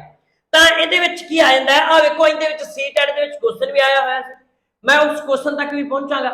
ਫਸਟ ਗੱਲ ਕੀ ਆ, ਸਾਡੀ ਸਰਕਾਰ ਜਿਹੜਾ ਭਾਰਤ ਕੀ ਆ? ਰਿਪਬਲਿਕ ਸਟੇਟ, ਗਣਤੰਤਰ ਰਾਜ ਆ। ਸਾਡੇ ਸੰਵਿਧਾਨ ਦੀ ਵਿਸ਼ੇਸ਼ਤਾ ਕੀ? ਸਾਡਾ ਸੰਵਿਧਾਨ ਕਿਸ ਤਰੀਕੇ ਦੇਸ਼ ਭਾਰਤ ਨੂੰ ਡੋਮੀਨੇਟ ਕਰਦਾ ਹੈ? ਤਾਂ ਉਹ ਰਿਪਬਲਿਕ ਨੂੰ ਕਰਦਾ ਹੈ। ਰਿਪਬਲਿਕ ਦਾ ਮੀਨਿੰਗ ਕਿ ਜਦੋਂ ਦੇਸ਼ ਦਾ ਮੁਖੀਆ, ਰਿਪਬਲਿਕ ਦਾ ਮੀਨਿੰਗ ਕੀ ਹੁੰਦਾ ਹੈ? ਦੇਸ਼ ਦਾ ਮੁਖੀਆ ਕੀ ਹੋਵੇ? ਲੋਕਾਂ ਦੁਆਰਾ ਚੁਣਿਆ ਜਾਵੇ, ਲੋਕਾਂ ਦੁਆਰਾ ਚੁਣਿਆ ਜਾਵੇ, ਜਾਂ ਅਸੀਂ ਕਹਿ ਸਕਦੇ ਹਾਂ ਲੋਕਾਂ ਦੇ ਪ੍ਰਤੀਨਿਧਾਂ ਦੁਆਰਾ ਚੁਣਿਆ ਜਾਵੇ। ਆ ਦੋ ਸ਼ਬਦ, ਚੁਣਿਆ ਜਾਵੇ। ਮੈਂ ਇੱਕ ਚੀਜ਼ ਨੂੰ ਇਹਨੂੰ ਇੱਕ ਸਲਾਈਡ ਦੇ ਵਿੱਚ ਹੀ ਸਮਝਾ ਦਿੰਦਾ। ਅਸੀਂ ਗੱਲ ਕਰਦੇ ਹਾਂ ਕਿ ਗਣਤੰਤਰ ਦੀ ਗੱਲ ਕਰਦੇ ਹਾਂ, ਅਸੀਂ ਗੱਲ ਕਰਦੇ ਹਾਂ ਗਣਤੰਤਰ ਦੀ ਗੱਲ ਕਰਦੇ ਹਾਂ, ਜਾਂ ਅਸੀਂ ਰਿਪਬਲਿਕ ਦੀ ਗੱਲ ਕਰਦੇ ਹਾਂ। ਤਾਂ ਰਿਪਬਲਿਕ ਦਾ ਜਿਹੜਾ ਵਿਰੋਧੀ ਸ਼ਬਦ ਆ ਉਹ ਕੀ ਆ? ਰਾਜਤੰਤਰ। ਜਾਂ ਅਸੀਂ ਗੱਲ ਕਰੀਏ ਮੋਨਾਰਕਿਜ਼ਮ ਆ, ਅੰਗਰੇਜ਼ੀ ਦਾ ਸ਼ਬਦ ਆ ਮੋਨਾਰਕਿਜ਼ਮ। ਤੇ ਰਿਪਬਲਿਕ ਨੂੰ ਅੰਗਰੇਜ਼ੀ ਗਣਤੰਤਰ ਨੂੰ ਇੰਗਲਿਸ਼ ਦੇ ਵਿੱਚ ਅਸੀਂ ਰਿਪਬਲਿਕ ਕਹਿੰਦੇ ਹਾਂ। ਇਹਦੇ ਵਿੱਚ ਕੀ ਹੁੰਦਾ ਕਿ ਜਦੋਂ ਮੁਖੀਆ ਦੇਸ਼ ਦਾ ਹੈਡ, ਅਸੀਂ ਦੇਸ਼ ਦਾ ਮੁਖੀਆ, ਜਾਂ ਅਸੀਂ ਗੱਲ ਕਰੀਏ ਨੇਸ਼ਨ ਦਾ ਆਫ ਹੈਡ, ਜਦੋਂ ਅਸੀਂ ਨੇਸ਼ਨ ਦਾ ਹੈਡ, ਦੇਸ਼ ਦਾ ਮੁਖੀਆ ਚੁਣਿਆ ਹੋਵੇ, ਕੀ ਹੋਵੇ? ਚੁਣਿਆ ਹੋਵੇ, ਇਲੈਕਟਡ ਹੋਵੇ, ਕੀ ਹੋਵੇ? ਇਲੈਕਟਡ ਹੋਵੇ, ਉਹਨੂੰ ਅਸੀਂ ਕੀ ਕਹਿੰਦੇ ਆ? Democrats, republic. ਤੇ ਜਦੋਂ ਅਸੀਂ ਗੱਲ ਕਰੀਏ ਦੇਸ਼ ਦਾ ਮੁਖੀਆ, ਜਾਂ ਅਸੀਂ ਸ਼ਬਦ ਯੂਜ਼ ਕਰ ਲਈਏ ਦੇਸ਼ ਦਾ ਹੈਡ, ਉਹ ਕੀ ਹੋਵੇ? ਉਹ ਵੰਸ਼ਾਗਤ ਹੋਵੇ, ਹੈਰੀਡਿਟੀ ਹੋਵੇ, ਉਹਦੇ ਵਿੱਚ ਕੀ ਹੋਵੇ? ਹੈਰੀਡਿਟੀ ਹੋਵੇ, ਵੰਸ਼ ਦੇ ਆਧਾਰ ਤੇ ਹੋਵੇ। ਮੈਂ ਇੱਕ ਮੀਨਿੰਗ ਸਮਝਾਉਣਾ। ਹੁਣ ਸਾਡੇ ਦੇਸ਼ ਦਾ ਮੁਖੀਆ ਕੌਣ ਆ? ਸਭ ਤੋਂ ਪਹਿਲੀ ਗੱਲ ਇਹ ਸਮਝੀਏ, ਸਾਡੇ ਨੇਸ਼ਨ ਦਾ ਹੈਡ ਕੌਣ ਆ? ਸਾਡੇ ਨੇਸ਼ਨ ਦਾ ਹੈਡ ਆ ਰਾਸ਼ਟਰਪਤੀ। ਕੌਣ ਆ? ਰਾਸ਼ਟਰਪਤੀ। ਸਾਡੇ ਦੇਸ਼ ਦਾ ਹੈਡ ਕੌਣ ਆ? ਪ੍ਰੈਜ਼ੀਡੈਂਟ। ਕੌਣ ਆ? ਪ੍ਰੈਜ਼ੀਡੈਂਟ। ਤੇ ਪ੍ਰੈਜ਼ੀਡੈਂਟ ਕਿਹਦੇ ਦੁਆਰਾ ਚੁਣਿਆ ਜਾਂਦਾ ਹੈ? ਤਾਂ ਪ੍ਰੈਜ਼ੀਡੈਂਟ ਇਲੈਕਟਡ ਆ। ਸਾਡਾ ਪ੍ਰੈਜ਼ੀਡੈਂਟ ਕੀ ਆ? ਇਲੈਕਟਡ ਆ। ਤਾਂ ਜਿਵੇਂ ਸਾਡਾ ਪ੍ਰੈਜ਼ੀਡੈਂਟ ਪਹਿਲਾਂ ਹੈਗਾ ਸੀ ਰਾਮਨਾਥ ਕੋਵਿੰਦ, ਤਾਂ ਉਸ ਤੋਂ ਬਾਅਦ ਦ੍ਰੋਪਦੀ ਬਣੀ। ਤਾਂ ਦ੍ਰੋਪਦੀ ਉਹਦੀ ਕੋਈ ਕੁੜੀ ਨਹੀਂ ਸੀ, ਉਹ ਵੰਸ਼ ਦੇ ਵਿੱਚੋਂ ਨਹੀਂ ਬਣੀ, ਉਹ ਲੋਕਾਂ ਦੁਆਰਾ ਜਾਂ ਲੋਕਾਂ ਦੇ ਪ੍ਰਤੀਨਿਧਾਂ ਦੁਆਰਾ ਚੁਣੀ ਗਈ। ਤਾਂ ਉਹਦੀ ਇੱਕ ਚੋਣ ਹੋਈ, ਉਹ ਇਲੈਕਟਡ ਸੀ। ਜਦੋਂ ਦੇਸ਼ ਦਾ ਮੁਖੀਆ ਕੀ ਹੋਵੇ ਕਿ ਮੰਨ ਲਓ ਉਹਦੇ ਪੁੱਤ ਨੂੰ ਅੱਗੇ ਗੱਦੀ ਮਿਲ ਜੇ, ਜਿਵੇਂ ਇੰਗਲੈਂਡ ਦੇ ਵਿੱਚ ਆ, ਇੰਗਲੈਂਡ ਦੀ ਜਦੋਂ ਮਹਾਰਾਣੀ ਮਰੂਗੀ ਤਾਂ ਉੱਥੋਂ ਦੀ ਜਿਹੜੀ ਗੱਦੀ ਉਹਦੇ ਪੁੱਤ ਨੂੰ ਮਿਲ ਜੂਗੀ। ਤਾਂ ਉੱਥੇ ਕੀ ਹੋ ਗਿਆ? ਰਾਜਤੰਤਰ ਹੋ ਗਿਆ। ਭਾਰਤ ਦੇ ਵਿੱਚ ਭਾਰਤ ਦਾ ਰਾਸ਼ਟਰਪਤੀ ਦੇਸ਼ ਦਾ ਮੁਖੀਆ ਹੈ, ਪਰ ਇਹ ਥੋੜਾ ਕਿ ਉਹਦੇ ਪੁੱਤ ਨੂੰ ਅੱਗੇ ਜਾ ਕੇ ਗੱਦੀ ਮਿਲੂਗੀ, ਉਹਦੇ ਪੁੱਤ ਨੂੰ ਨਹੀਂ ਮਿਲੇਗੀ, ਉਹ ਚੁਣੀ ਹੁੰਦੀ ਆ। ਜਦੋਂ ਚੁਣੀ ਹੋਵੇ ਤਾਂ ਇਹਨੂੰ ਅਸੀਂ ਕੀ ਕਹਿ ਦਿੰਦੇ ਆ? ਰਿਪਬਲਿਕ ਕਹਿ ਦਿੰਦੇ ਆ। ਔਰ ਪੇਪਰ ਦੇ ਵਿੱਚ ਕੁਐਸਚਨ ਆਇਆ ਸੀ ਰਿਪਬਲਿਕ ਸਟੇਟ ਕਿਹੜੀ ਹੁੰਦੀ ਆ? ਤਾਂ ਜਦੋਂ ਪੇਪਰ ਦੇ ਵਿੱਚ ਕੁਐਸਚਨ ਆ ਜਾਏ ਰਿਪਬਲਿਕ ਸਟੇਟ ਕਿਹੜੀ ਹੁੰਦੀ ਆ, ਤਾਂ ਥੱਲੇ ਅਸੀਂ ਕੀ ਲਿਖਾਂਗੇ?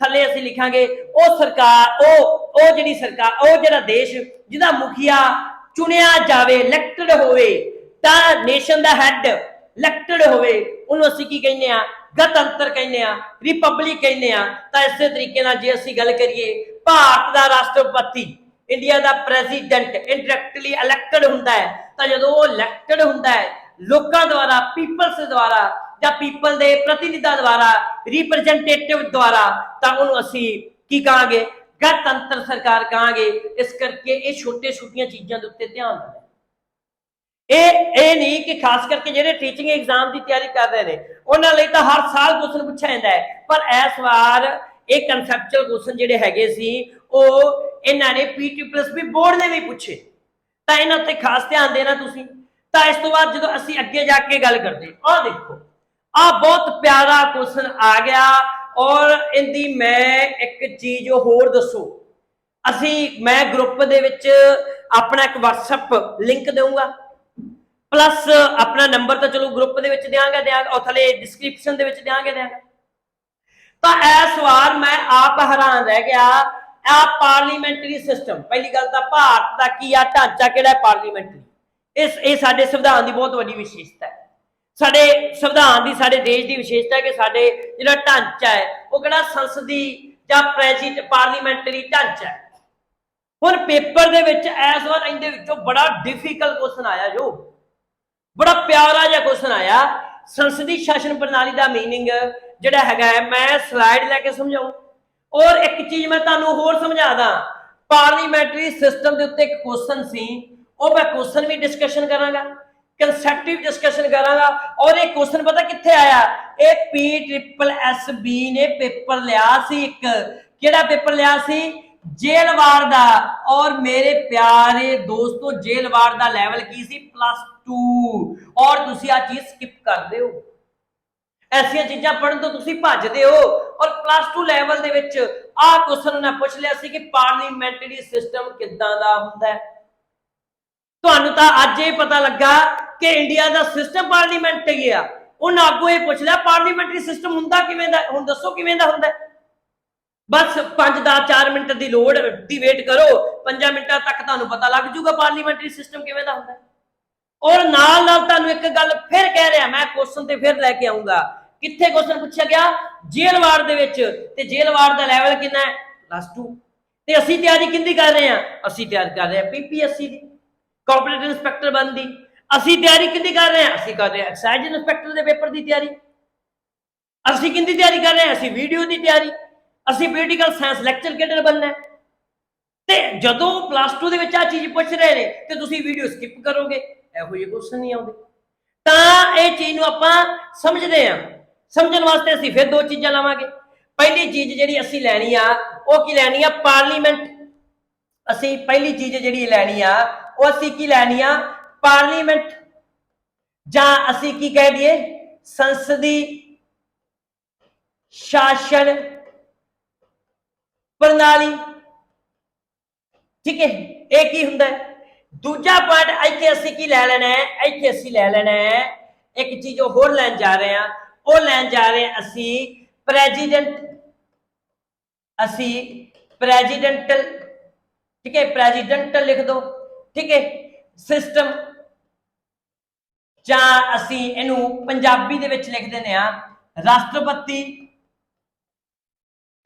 ਸ਼ਾਸਨ ਪ੍ਰਣਾਲੀ ਜਾਂ ਇੱਕ ਚੀਜ਼ ਅਸੀਂ ਹੋਰ ਇਹਨੂੰ ਲਿਖ ਦਿੰਦੇ ਆ ਪ੍ਰਧਾਨਾਤਮਿਕ ਪੰਜਾਬੀ ਦੇ ਵਿੱਚ ਸ਼ਾਸਨ ਪ੍ਰਣਾਲੀ ਆ ਦੋ ਚੀਜ਼ਾਂ ਅਸੀਂ ਇਹਦੇ ਵਿੱਚ ਇਨਕਲੂਡ ਕਰਦੇ ਠੀਕ ਹੈ ਤਾਂ ਫਸਟ ਗੱਲ ਜਿਹੜੀ ਅਸੀਂ ਇਹਦੇ ਵਿੱਚ ਲਿਖਦੇ ਆ ਉਹ ਅਸੀਂ ਕੀ ਲਿਖਦੇ ਆ ਜਿਹੜੀ ਆ ਸ਼ਾਸਨ ਪ੍ਰਣਾਲੀ ਆ ਸੁਣੋ ਧਿਆਨ ਜਿਹੜੀ ਆ ਸ਼ਾਸਨ ਪ੍ਰਣਾਲੀ ਆ ਜਿਹੜੀ ਅਸੀਂ ਗੱਲ ਕਰੀਏ ਪਾਰਲੀਮੈਂਟਰੀ ਸੰਸਦ ਸ਼ਾਸਨ ਪ੍ਰਣਾਲੀ ਆ ਇਹ ਕਿੱਥੇ ਹੈਗੀ ਆ ਇਹ ਇੰਗਲੈਂਡ ਦੇ ਵਿੱਚ ਹੈਗੀ ਆ ਇਹ ਕਿੱਥੇ ਆ ਇੰਗਲੈਂਡ ਦੇ ਵਿੱਚ ਹੈਗੀ ਆ ਦੂਜਾ ਇਹ ਕਿੱਥੇ ਹੈਗੀ ਆ ਇੰਡੀਆ ਦੇ ਵਿੱਚ ਹੈਗੀ ਆ ਕਿੱਥੇ ਆ ਇੰਡੀਆ ਦੇ ਵਿੱਚ ਤੀਜੀ ਗੱਲ ਪ੍ਰੈਜ਼ੀਡੈਂਟ ਸਿਸਟਮ ਰਾਸ਼ਟਰਪਤੀ ਸ਼ਾਸਨ ਪ੍ਰਣਾਲੀ ਜਿਹੜੀ ਹੈਗੀ ਆ ਤਾਂ ਰਾਸ਼ਟਰਪਤੀ ਸ਼ਾਸਨ ਪ੍ਰਣਾਲੀ ਜਿਹੜੀ ਹੈਗੀ ਪ੍ਰੈਜ਼ੀਡੈਂਟ ਸ਼ਾਸਨ ਪ੍ਰਣਾਲੀ ਆ ਇਹ ਕਿੱਥੇ ਆ ਇਹ USA ਦੇ ਵਿੱਚ ਆ ਕਿੱਥੇ ਆ USA ਦੇ ਵਿੱਚ ਹੁਣ ਅਸੀਂ ਦੋਵਾਂ ਚੀਜ਼ਾਂ ਨੂੰ ਸਮਝੀਏ ਪ੍ਰੈਜ਼ੀਡੈਂਟ ਸ਼ਾਸਨ ਪ੍ਰਣਾਲੀ ਦੇ ਵਿੱਚ ਕੀ ਹੁੰਦਾ ਹੈ? ਅਸੀਂ ਇੱਕ ਚੀਜ਼ ਵੇਖੋ, ਬੇਸਿਕ ਚੀਜ਼, ਮੈਂ ਇੱਥੇ ਇੱਕ ਚੀਜ਼ ਹੋਰ ਸਮਝਾਦਾ। ਇਹ ਚੀਜ਼ ਨੂੰ ਮੈਂ ਸਮਝਾਉਣ ਵਾਸਤੇ ਇੱਕ ਸਲਾਈਡ ਹੋਰ ਲੈ, ਉਹ ਸਲਾਈਡ ਦੇ ਵਿੱਚ ਅਸੀਂ ਕੀ ਸਮਝਾਂਗੇ? ਸਲਾਈਡ ਦੇ ਵਿੱਚ ਅਸੀਂ ਇੱਕ ਛੋਟਾ ਜਿਹਾ ਫਾਰਮੂਲਾ ਹੋਰ ਸਮਝੀਏ। ਅਸੀਂ ਇੱਥੇ ਪੁੱਛ ਲਈਏ ਗਵਰਨਮੈਂਟ ਦੇ ਫਾਰਮ ਕਿੰਨੇ ਹੁੰਦੇ ਆ। ਮੈਂ ਛੋਟੀ ਛੋਟੀ ਚੀਜ਼ ਦੇ ਉੱਤੇ ਲੈ ਰਿਹਾ, ਛੋਟੀ ਛੋਟੀ ਚੀਜ਼ ਦੇ ਉੱਤੇ ਮੈਂ ਇੱਕ ਚੀਜ਼ ਕਹਿ ਰਿਹਾ ਕਿ ਤੁਸੀਂ ਕੋਈ ਵੀ ਪੇਪਰ ਦਿਓ, ਵਾਰ-ਵਾਰ ਥੋੜਾ ਆਪਾਂ ਪੜ੍ਹੀ ਜਾਣਾ, ਇੱਕੋ ਵਾਰ ਪੋਲਿਟੀ ਪੜ੍ਹਨੀ ਆ, ਉਸ ਤੋਂ ਬਾਅਦ ਜਾ ਕੇ ਪੀਸੀਐਸ ਦੇ ਪੇਪਰ 'ਚ ਬੈਠ ਜਾਓ। ਕੋਈ ਵੀ ਕੁਐਸਚਨ ਅਸੀਂ ਗਲਤ ਨਹੀਂ ਜਾਣਦੇ ਨਾ, ਮੈਂ ਇਸ ਕਰਕੇ ਛੋਟੀ ਛੋਟੀਆਂ ਚੀਜ਼ਾਂ ਸਮਝਾ ਰਿਹਾ। ਹੁਣ ਤੁਹਾਡੇ ਤੋਂ ਗਵਰਨਮੈਂਟ ਦੀਆਂ ਫਾਰਮ ਪੁੱਛ ਲੈਣ, ਸਰਕਾਰ ਦੇ ਰੂਪ ਪੁੱਛ ਲੈਣ, ਕਿਹਦੇ ਰੂਪ ਪੁੱਛ ਲੈਣ? ਸਰਕਾਰ ਦੇ। ਸਰਕਾਰ ਦੇ ਕੀ ਪੁੱਛਣ? ਰੂਪ ਪੁੱਛਣ। ਤੇ ਸਰਕਾਰ ਦੇ ਰੂਪ ਗਵਰਨਮੈਂਟ ਦੇ ਫਾਰਮ ਮੇਰੇ ਪਿਆਰੇ ਬੱਚਿਓ ਤਿੰਨ ਹੁੰਦੇ। ਰੂਪ ਨਹੀਂ ਕਹਿ ਸਕਦੇ, ਇਹਦੇ ਤਿੰਨ ਪਾਰਟ ਹੁੰਦੇ ਨੇ, ਚਲੋ ਰੂਪ ਹੀ ਕਹਿ ਲਓ, ਫਾਰਮ ਹੀ ਕਹਿ ਲਓ। ਤਾਂ ਤਿੰਨ ਕਿਹੜੇ ਕਿਹੜੇ ਹੁੰਦੇ ਨੇ? ਇੱਕ ਹੁੰਦੀ ਮੇਰੇ ਪਿਆਰੇ ਬੱਚਿਓ ਕਾਰਜਪਾਲਿਕਾ, ਜਿਹਨੂੰ ਮੈਂ ਸ਼ਾਰਟ ਦੇ ਵਿੱਚ ਐਗਜ਼ੀਕਿਊਟਿਵ ਲਿਖਿਆ। ਕਾਰਜਪਾਲਿਕਾ ਸ਼ਾਰਟ ਦੇ ਵਿੱਚ ਕੀ ਲਿਖਣਾ? ਐਗਜ਼ੀਕਿਊਟਿਵ। ਦੂਜੀ ਹੁੰਦੀ ਆ ਮੇਰੇ ਪਿਆਰੇ ਬੱਚਿਓ ਵਿਧਾਨ ਪਾਲਿਕਾ, ਜਿਹਨੂੰ ਮੈਂ ਸ਼ਾਰਟ ਦੇ ਵਿੱਚ ਲੈਜਿਸਲੇਚਰ ਲਿਖ ਰਿਹਾ। ਤੀਜੀ ਮੇਰੇ ਪਿਆਰੇ ਬੱਚਿਓ ਜਿਹੜੀ ਹੁੰਦੀ ਆ ਉਹ ਹੁੰਦੀ ਆ ਨਿਆਂਪਾਲਿਕਾ, ਜਿਹਨੂੰ ਮੈਂ ਸ਼ਾਰਟ ਦੇ ਵਿੱਚ ਜੁਡੀਸ਼ਰੀ ਲਿਖ ਰਿਹਾ। ਕਾਰਜਪਾਲਿਕਾ ਦਾ ਕੰਮ ਮੇਰੇ ਪਿਆਰੇ ਬੱਚਿਓ ਕੀ ਹੁੰਦਾ ਹੈ? ਕਾਰਜਪਾਲਿਕਾ ਦਾ ਕੰਮ ਮੇਰੇ ਪਿਆਰੇ ਬੱਚਿਓ ਕੀ ਹੁੰਦਾ ਹੈ? ਕਾਨੂੰਨ ਨੂੰ ਕੀ ਕਰਨਾ? ਲਾਗੂ ਕਰਨਾ। ਕਾਨੂੰਨ ਨੂੰ ਕੀ ਕਰਨਾ? ਲਾਗੂ ਕਰਨਾ। ਕਾਨੂੰਨ ਨੂੰ ਲਾਗੂ ਕਰਨਾ ਜਾਂ ਇੰਪਲੀਮੈਂਟੇਸ਼ਨਸ ਅਪਲਾਈ ਕਰਨਾ। ਕਿਹਨੂੰ ਅਪਲਾਈ ਕਰਨਾ? ਮੇਰੇ ਪਿਆਰੇ ਬੱਚਿਓ ਲਾਅ ਨੂੰ ਅਪਲਾਈ ਕਰਨਾ। ਇਹ ਕੰਮ ਹੈ ਕਾਰਜਪਾਲਿਕਾ ਦਾ। ਕਾਨੂੰਨ ਨੂੰ ਬਣਾਉਣ ਦਾ ਕੰਮ, ਕਾਨੂੰਨ ਨੂੰ ਬਣਾਉਣ ਦਾ ਕੰਮ, ਕਾਨੂੰਨ ਨੂੰ ਬਣਾਉਣ ਦਾ ਕੰਮ ਕੌਣ ਕਰਦੀ ਆ? ਲੈਜਿਸਲੇਚਰ। ਕਾਨੂੰਨ ਨੂੰ ਬਣਾਉਣ ਦਾ ਕੰਮ ਕੌਣ ਕਰਦੀ ਆ? ਲੈਜਿਸਲੇਚਰ। ਮੇਕਿੰਗ ਆਫ ਲਾਅ ਦਾ ਕੰਮ, ਮੇਕਿੰਗ ਆਫ ਲਾਅ ਦਾ ਕੰਮ ਕੌਣ ਕਰਦੀ ਆ? ਵਿਧਾਨ ਸਭਾ। ਇਸੇ ਤਰੀਕੇ ਨਾਲ ਤੀਜੀ ਗੱਲ ਕਰੀਏ ਅਸੀਂ ਨਿਆਂਪਾਲਿਕਾ, ਤੇ ਕੀ ਕਰਦੀ ਆ? ਇਹ ਨਿਰੀਖਣ ਕਰਦੀ ਆ। ਨਿਰੀਖਣ ਕਰਦੀ ਆ, ਕਿਹਦਾ ਨਿਰੀਖਣ ਕਰਦੀ ਆ? ਕਾਨੂੰਨ ਦਾ। ਔਰ ਅਸੀਂ ਗੱਲ ਕਰੀਏ ਆ ਹੈਡ ਕਾਂਸਟੇਬਲ ਦੇ ਪੇਪਰ ਦੇ ਵਿੱਚ ਕੁਐਸਚਨ ਪੁੱਛਿਆ ਗਿਆ ਸੀ ਕਿ ਭਾਰਤ ਦੇ ਵਿੱਚ ਭਾਰਤ ਦੇ ਸੰਵਿਧਾਨ ਨੂੰ ਅਬਜ਼ਰਵ ਕੌਣ ਕਰਦਾ ਹੈ? ਤਾਂ ਭਾਰਤ ਦੇ ਸੰਵਿਧਾਨ ਨੂੰ ਅਬਜ਼ਰਵ, ਨਿਰੀਖਣ, ਅਬਜ਼ਰਵ ਕੌਣ ਕਰਦਾ ਹੈ ਲਾਅ ਨੂੰ? ਤਾਂ ਉਹ ਕੌਣ ਕਰਦੀ ਆ? ਉਹ ਨਿਆਂਪਾਲਿਕਾ ਕਰਦੀ। ਹੁਣ ਅਗਲੀ ਗੱਲ ਜੇ ਤੁਹਾਡੇ ਤੋਂ ਪੁੱਛ ਲਵੇ ਭਾਰਤ ਵਿੱਚ ਕਾਨੂੰਨ ਬਣਾਉਣ ਦਾ ਕੰਮ ਕੌਣ ਕਰਦਾ ਹੈ? ਤਾਂ ਭਾਰਤ ਵਿੱਚ ਕਾਨੂੰਨ ਬਣਾਉਣ ਦਾ ਕੰਮ ਲੋਕ ਸਭਾ ਤੇ ਰਾਜ ਸਭਾ ਕਰਦੀ ਹੈ। ਜੇ ਤੁਹਾਡੇ ਤੋਂ ਕੁਐਸਚਨ ਪੁੱਛ ਲਿਆ ਜਾਵੇ ਕਿ ਭਾਰਤ ਵਿੱਚ ਕਾਨੂੰਨ ਨੂੰ ਲਾਗੂ ਕੌਣ ਕਰਦਾ ਹੈ? ਤਾਂ ਭਾਰਤ ਵਿੱਚ ਕਾਨੂੰਨ ਨੂੰ ਲਾਗੂ ਕਰਦਾ ਹੈ ਰਾਸ਼ਟਰਪਤੀ। ਠੀਕ ਹੈ ਜੀ, ਰਾਸ਼ਟਰਪਤੀ, ਪ੍ਰਧਾਨ ਮੰਤਰੀ ਤੇ ਤੀਜਾ ਅਸੀਂ ਕਹਾਂਗੇ ਮੰਤਰੀ ਪਰਿਸ਼ਦ। ਤੇ ਇਹਦੇ ਵਿੱਚ ਮੈਂ ਇੱਕ ਚੀਜ਼ ਹੋਰ ਐਡ ਕਰਦਾ ਮੇਰੇ ਪਿਆਰੇ ਬੱਚਿਓ, ਅੰਗਰੇਜ਼ੀ ਦੇ ਵਿੱਚ ਇਹਨੂੰ ਅਸੀਂ ਪ੍ਰੈਜ਼ੀਡੈਂਟ ਕਹਾਂਗੇ, ਇਹਨੂੰ ਪ੍ਰਾਈਮ ਮਿਨਿਸਟਰ ਕਹਾਂਗੇ, ਤੇ ਅਸੀਂ ਜਿਹੜੀ ਮੰਤਰੀ ਪਰਿਸ਼ਦ ਆ ਇਹਨੂੰ ਅਸੀਂ ਮਿਨਿਸਟਰ ਆਫ ਕਾਉਂਸਲ ਅੰਗਰੇਜ਼ੀ ਦੇ ਵਿੱਚ ਕਹਾਂਗੇ। ਤੇ ਜੇ ਤੁਹਾਨੂੰ ਪੁੱਛ ਲੈ ਕਿ ਭਾਰਤ ਵਿੱਚ ਕਾਨੂੰਨ ਅਬਜ਼ਰਵ ਕਰਨ ਦਾ ਕੰਮ ਕੌਣ ਕਰਦਾ ਹੈ? ਤਾਂ ਭਾਰਤ ਵਿੱਚ ਕਾਨੂੰਨ ਅਬਜ਼ਰਵ ਕਰਨ ਦਾ ਕੰਮ ਸੁਪਰੀਮ ਕੋਰਟ ਕਰਦੀ ਹੈ। ਇਹ ਤਿੰਨੇ ਚੀਜ਼ਾਂ ਜਿਹੜੀਆਂ ਤੁਸੀਂ ਚੰਗੇ ਤਰੀਕੇ ਨਾਲ ਸਮਝ ਚੁੱਕੇ ਹੋਗੇ, ਤਾਂ ਇਹਦੇ ਵਿੱਚ ਮੈਂ ਤੁਹਾਨੂੰ ਕੀ ਸਮਝਾਇਆ ਕਿ ਗਵਰਨਮੈਂਟ ਦੇ ਤਿੰਨ ਰੂਪ ਹੁੰਦੇ ਨੇ, ਕਾਰਜਪਾਲਿਕਾ, ਵਿਧਾਨਪਾਲਿਕਾ, ਨਿਆਂਪਾਲਿਕਾ। ਤੇ ਜਿਹੜੀ ਕਾਰਜਪਾਲਿਕਾ ਹੈ ਇਹ ਕੀ ਕਰਦੀ? ਕਾਨੂੰਨ ਨੂੰ ਲਾਗੂ ਕਰਦੀ ਆ। ਤੇ ਵਿਧਾਨਪਾਲਿਕਾ ਕਾਨੂੰਨ ਨੂੰ ਬਣਾਉਂਦੀ ਆ। ਤੇ ਜਿਹੜੀ ਜੁਡੀਸ਼ਰੀ ਆ ਇਹ ਕਾਨੂੰਨ ਨੂੰ ਕੀ ਕਰਦੀ? ਅਬਜ਼ਰਵ ਕਰਦੀ ਆ।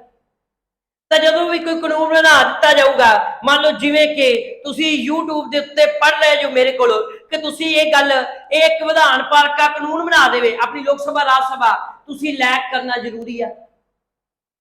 ਤੇ ਤੁਸੀਂ ਲਾਇਕ ਨਾ ਕਰੋਗੇ ਤੇ ਫਿਰ ਇਹਦੀ ਜਾਂਚ ਕਰੂਗਾ ਕੌਣ? ਕਰੂਗੀ ਕਾਰਜਪਾਲਿਕਾ, ਕਿ ਤੁਸੀਂ ਲਾਇਕ ਕੀਤਾ ਕਿ ਨਹੀਂ ਕੀਤਾ। ਤੇ ਫਿਰ ਤੁਹਾਨੂੰ ਚੱਕ ਕੇ ਲੈ ਜਾਊਗੀ, ਕਿਉਂਕਿ ਕਾਨੂੰਨ ਬਣਾਇਆ ਸੀ ਲਾਇਕ ਕਰਨਾ ਜ਼ਰੂਰੀ ਆ, ਤੁਸੀਂ ਲਾਇਕ ਹੀ ਨਹੀਂ ਕੀਤਾ। ਤਾਂ ਫਿਰ ਜਾ ਕੇ ਸੁਪਰੀਮ ਕੋਰਟ ਵੇਖੂਗੀ, ਉਹ ਅਬਜ਼ਰਵ ਕਰੂਗੀ, ਆਖੂਗੀ ਨਹੀਂ ਉਹ ਥੋੜਾ ਜਿਹਾ ਡਾਟਾ ਮੁੱਕ ਗਿਆ ਸੀ, ਇਹਨਾਂ ਨੂੰ ਕੋਈ ਹੋਰ ਕੰਮ ਪੈ ਗਿਆ ਸੀ ਕਿ ਵਿਚਾਰੇ ਕਿਉਂ ਨਹੀਂ ਲਾਇਕ ਕਰ ਸਕੇ। ਤਾਂ ਫਿਰ ਉਹਦੀ ਅਬਜ਼ਰਵੇਸ਼ਨ ਕਰੂਗੀ। ਤਾਂ ਇਸੇ ਤਰੀਕੇ ਨਾਲ ਇਹ ਤਿੰਨਾਂ ਚੀਜ਼ਾਂ ਦਾ ਇਹ ਕੰਮ ਹੁੰਦਾ ਹੈ। ਤੇ ਭਾਰਤ ਵਿੱਚ ਇਹ ਇੰਸਟੀਚਿਊਟਸ ਇਸ ਤਰੀਕੇ ਨਾਲ ਕੰਮ ਕਰਦੇ ਨੇ। ਤੇ ਮੈਂ ਇਹ ਚੀਜ਼ ਤਾਂ ਸਮਝਾਈ ਕਿਉਂਕਿ ਹੁਣ ਵੇਖੋ ਆਹ ਚੀਜ਼ ਵੇਖੀ ਜੋ, ਆਹ ਚੀਜ਼ ਮੈਂ ਹੁਣ ਫਿਰ ਸਮਝਾਉਣ ਲੱਗਾ। ਹੁਣ ਇੰਡੀਆ ਦੇ ਵਿੱਚ ਪਾਰਲੀਮੈਂਟਰੀ ਸਿਸਟਮ ਆ ਤੇ ਪ੍ਰੈਜ਼ੀਡੈਂਸ਼ੀਅਲ ਸਿਸਟਮ ਕਿੱਥੇ ਆ? ਉਹ USA ਦੇ ਵਿੱਚ। ਹੁਣ ਅਸੀਂ ਅਗਲੀ ਗੱਲ ਇੱਥੇ ਸਮਝੀਏ, ਜਦੋਂ ਅਸੀਂ ਇੰਡੀਆ ਦੇ ਵਿੱਚ ਵੇਖੀਏ ਕਿ ਸੰਸਦੀ ਸ਼ਾਸਨ ਪ੍ਰਣਾਲੀ ਆ ਤੇ ਇੰਡੀਆ ਦੇ ਵਿੱਚ ਪਾਰਲੀਮੈਂਟ ਦੇ ਕਿੰਨੇ ਸਦਨ ਨੇ, ਕਿੰਨੇ ਹਾਊਸ ਨੇ? ਤਾਂ ਇੰਡੀਆ ਵਿੱਚ ਪਾਰਲੀਮੈਂਟ ਦੇ ਜਿਹੜੇ ਹਾਊਸ ਨੇ, ਜਿਹੜੇ ਇੰਡੀਆ ਦੇ ਵਿੱਚ ਪਾਰਲੀਮੈਂਟ ਦੇ ਸਦਨ ਨੇ, ਉਹ ਦੋ ਨੇ। ਕਿਹੜੇ ਕਿਹੜੇ? ਲੋਕ ਸਭਾ ਤੇ ਦੂਜਾ ਕਿਹੜਾ ਹੈ ਮੇਰੇ ਪਿਆਰੇ ਬੱਚਿਓ? ਉਹ ਹੈਗਾ ਰਾਜ ਸਭਾ। ਠੀਕ ਹੈ ਜੀ। ਤਾਂ ਜਿਹੜੀ ਅਸੀਂ ਗੱਲ ਕਰੀਏ ਲੋਕ ਸਭਾ ਦੀਆਂ ਸੀਟਾਂ ਜਿਹੜੀਆਂ ਹੈਗੀਆਂ ਨੇ ਉਹ 543 ਨੇ, ਪਲੱਸ 2 ਐਂਗਲੋ ਇੰਡੀਅਨ।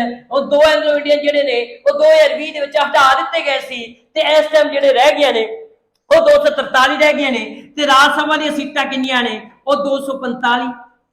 ਹੁਣ ਅਗਲੀ ਗੱਲ ਮੇਰੇ ਪਿਆਰੇ ਬੱਚਿਓ ਦੇ ਵਿੱਚ ਅਸੀਂ ਸਮਝਣੀ ਆ ਕਿ ਜਿਹੜੀ ਲੋਕ ਸਭਾ ਦੇ ਵਿੱਚੋਂ 243 ਵਿੱਚੋਂ ਜਿਹੜੀ ਪਾਰਟੀ ਨੂੰ ਮੈਜੋਰਿਟੀ ਆ ਜਾਂਦੀ ਆ, ਜਿਹੜੀ ਪਾਰਟੀ ਨੂੰ ਬਹੁਮਤ ਆ ਜਾਂਦਾ ਹੈ, ਜਾਂ ਜਿਹੜੀ ਪਾਰਟੀ 272 ਸੀਟਾਂ ਲੈ ਜਾਂਦੀਆਂ ਨੇ, ਉਹਦੀ ਕੀ ਬਣ ਜਾਂਦੀ ਆ? ਉਹਦੀ ਬਣ ਜਾਂਦੀ ਆ ਸਰਕਾਰ।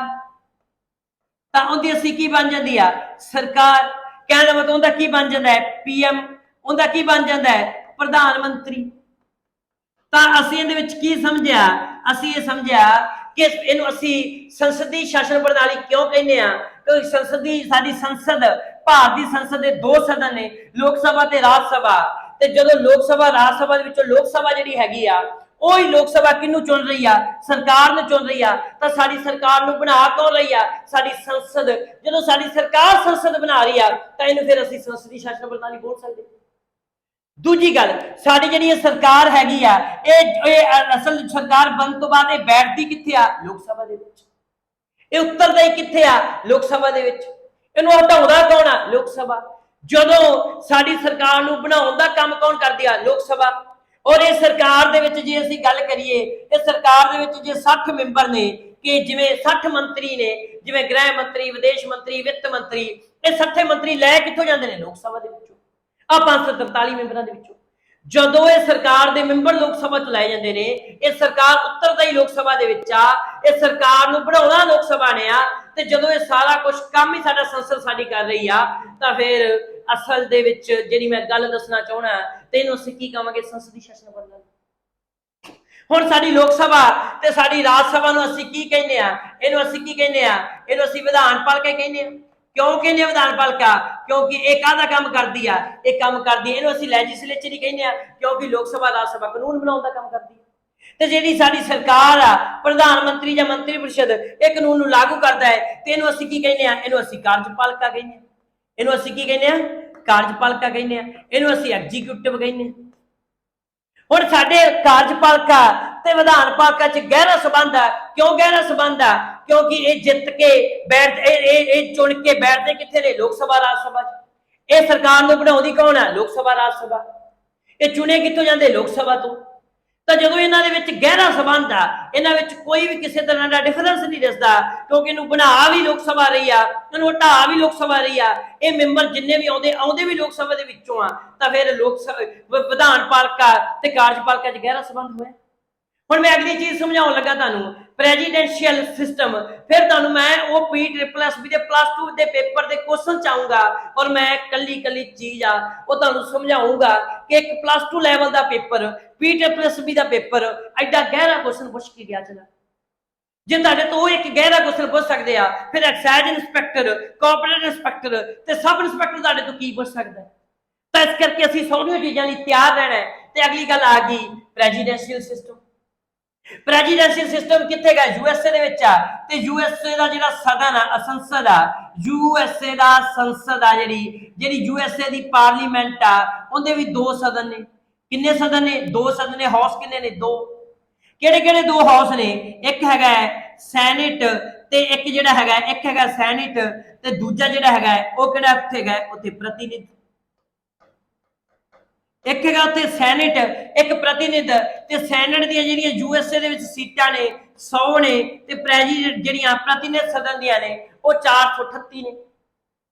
ਹੁਣ ਉੱਥੋਂ ਦੀ ਜਿਹੜੀ ਸਰਕਾਰ ਆ, ਜਿਹੜਾ ਉੱਥੋਂ ਦਾ ਮੰਤਰੀ ਮੰਡਲ ਆ, ਜਿਹੜੀ ਉੱਥੋਂ ਦੀ ਸਰਕਾਰ ਆ, ਉੱਥੋਂ ਦਾ ਮੰਤਰੀ ਮੰਡਲ ਆ, ਗੱਲ ਕਰੀਏ ਉੱਥੋਂ ਦੀ ਗਵਰਨਮੈਂਟ ਆ, ਤਾਂ ਗਵਰਨਮੈਂਟ ਦੇ ਵਿੱਚ ਉੱਥੇ ਜਿਹੜਾ ਉੱਥੋਂ ਦਾ ਪ੍ਰੈਜ਼ੀਡੈਂਟ ਆ, ਉੱਥੋਂ ਦਾ ਜਿਹੜਾ ਰਾਸ਼ਟਰਪਤੀ ਆ, ਜਿਹੜਾ ਉੱਥੋਂ ਦਾ ਪ੍ਰੈਜ਼ੀਡੈਂਟ ਆ, ਤਾਂ ਰਾਸ਼ਟਰਪਤੀ ਜਿਹੜਾ ਹੈਗਾ ਪ੍ਰੈਜ਼ੀਡੈਂਟ ਆ ਉੱਥੋਂ ਦਾ, ਉਹ ਨਾ ਤਾਂ ਸੈਨੇਟ ਦੁਆਰਾ ਚੁਣਿਆ ਜਾਂਦਾ, ਨਾ ਹੀ ਪ੍ਰਤੀਨਿਧ ਦੁਆਰਾ ਚੁਣਿਆ ਜਾਂਦਾ।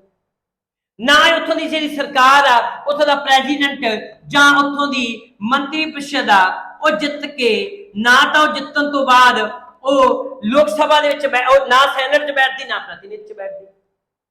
मैं दोबारा फिर गल रिपीट कर रहा कि जी खास करके असी गल करिए अमेरिका का जो राष्ट्रपति आ वो ना सैनट तो चुनिया जाता ना प्रतिनिधि तो चुनिया जाता ना ही वो इत्थे इत्थे आके बैठता। ते इसे करके जिहड़े उत्थों दे राष्ट्रपति का चोण हुंदा है वो की हुंदा है सीधा चोण हुंदा है डायरैक्ट चोण हुंदा है।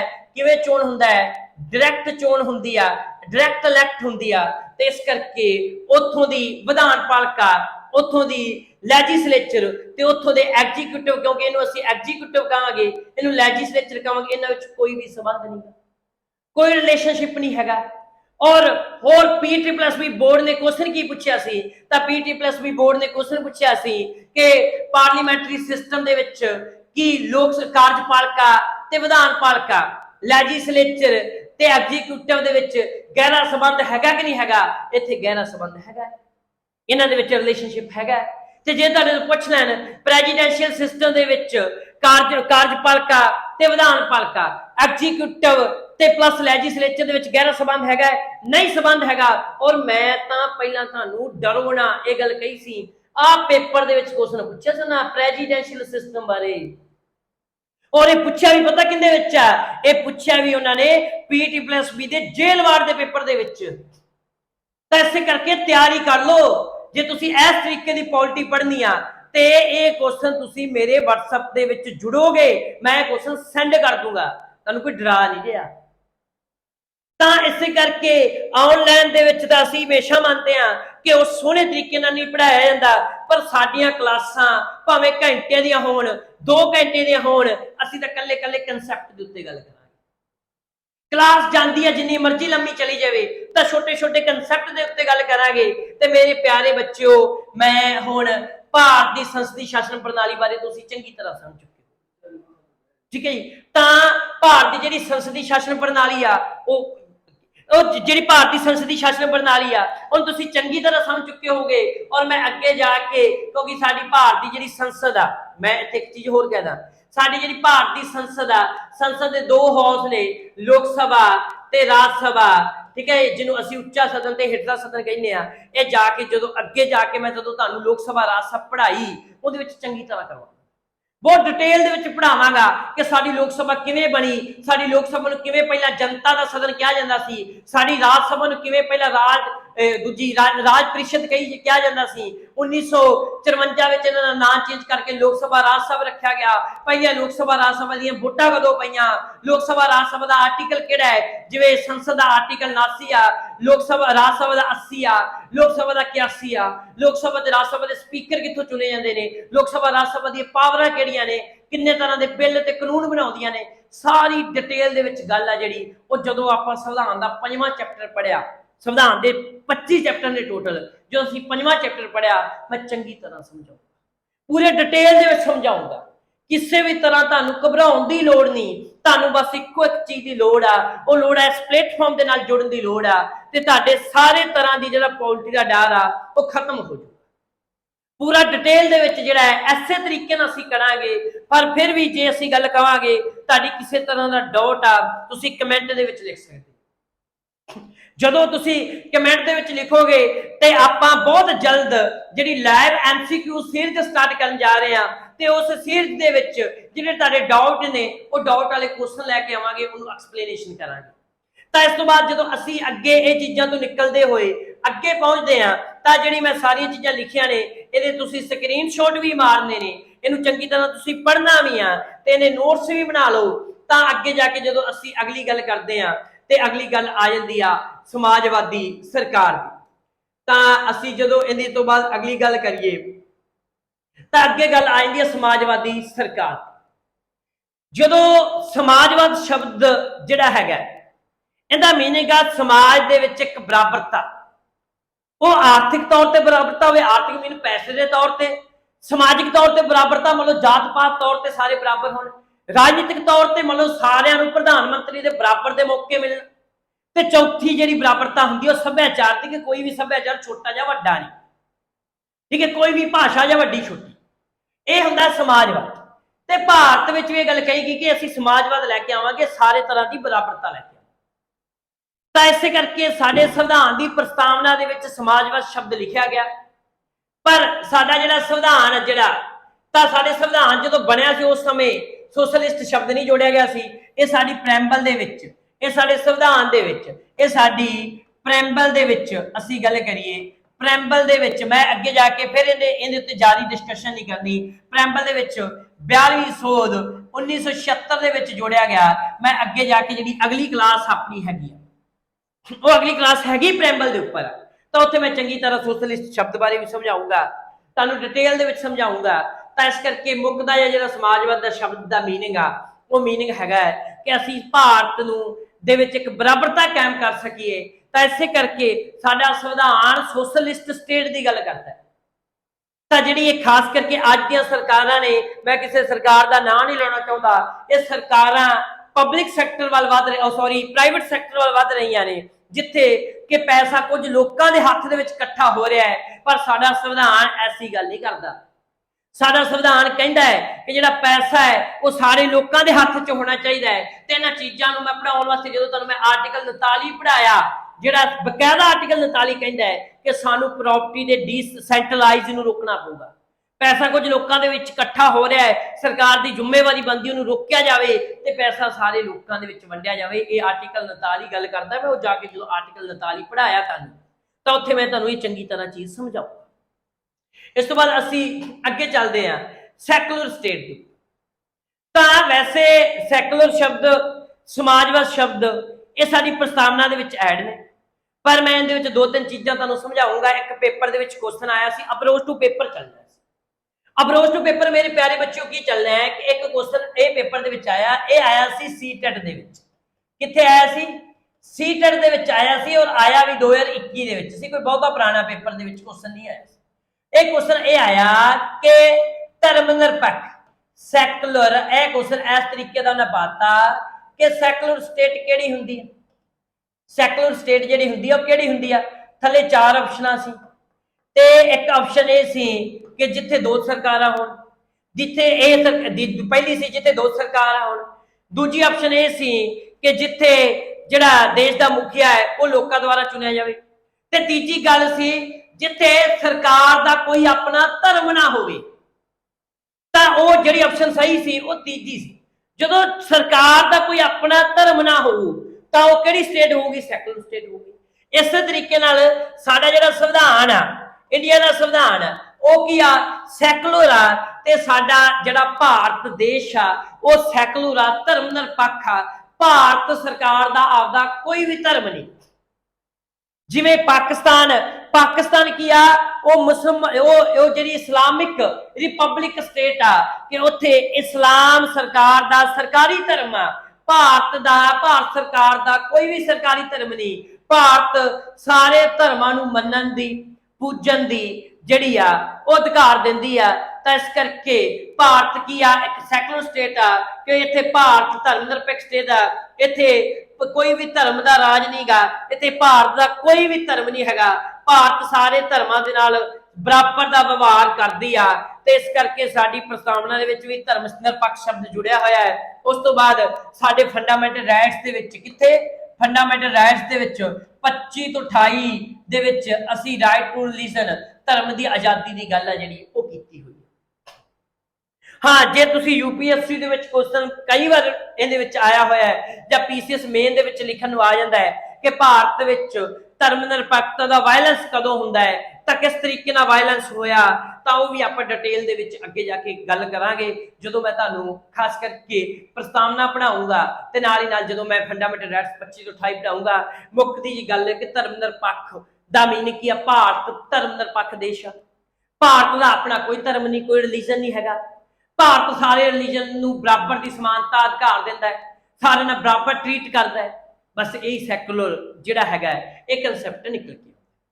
ਹੁਣ ਅੱਗੇ ਅਸੀਂ ਗੱਲ ਕਰੀਏ। ਦੇਖੋ ਆ ਫਿਰ ਬੜਾ ਪਿਆਰਾ ਜਿਹਾ ਟੌਪਿਕ ਆ ਗਿਆ, ਔਰ ਇਸ ਵਾਰ ਇਹਨਾਂ ਨੇ ਮੈਨੂੰ ਪੰਜਾਬ ਦੇ ਪਿਛਲੇ ਪੇਪਰ ਹੋਏ, ਜਦੋਂ ਸਬ ਇੰਸਪੈਕਟਰ ਦਾ ਪੇਪਰ ਹੋਇਆ, ਹੈੱਡ ਕਾਂਸਟੇਬਲ ਦਾ ਪੇਪਰ ਹੋਇਆ, ਉਸ ਤੋਂ ਬਾਅਦ ਜੇਲ੍ਹ ਵਾਰਡ ਦਾ ਪੇਪਰ ਹੋਇਆ, ਐਕਸਾਈਜ਼ ਇੰਸਪੈਕਟਰ ਦਾ ਪੇਪਰ ਹੋਇਆ, ਇਸ ਟੌਪਿਕ ਦੇ ਵਿੱਚੋਂ ਘੱਟੋ ਘੱਟ 3-4 ਕੁਐਸਚਨ, ਇੱਕ ਅੱਧਾ ਕੁਐਸਚਨ ਤਾਂ ਹਰੇਕ ਚ ਦਿਸਣ ਨੂੰ ਮਿਲਿਆ।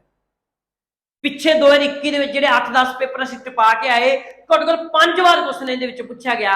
ਉਹ ਕੀ ਪੁੱਛਿਆ ਗਿਆ ਕਿ ਭਾਰਤ ਦਾ ਕੀ ਆ ਸੰਘੀ ਅਤੇ ਏਕਤਾ ਪ੍ਰਣਾਲੀ ਦਾ ਸੁਮੇਲ ਆ, ਕਿ ਅਸੀਂ ਗੱਲ ਕਰੀਏ ਕਿ unity plus federal system, Bharat ਦਾ ਕਿਹੜਾ ਸਿਸਟਮ ਆ, ਫੈਡਰਲ ਸਿਸਟਮ ਆ। ਤਾਂ ਫੈਡਰਲ ਸਿਸਟਮ ਦਾ ਤੇ ਨਾਲ ਯੂਟਿਲੀ ਸਿਸਟਮ ਦਾ ਕੀ ਮੀਨਿੰਗ ਆ, ਤਾਂ ਫੈਡਰਲ ਸਿਸਟਮ ਦਾ ਮੀਨਿੰਗ ਇਹ ਹੁੰਦਾ ਹੈ ਕਿ ਭਾਰਤ ਵਿੱਚ 2 ਸਰਕਾਰਾਂ ਨੇ।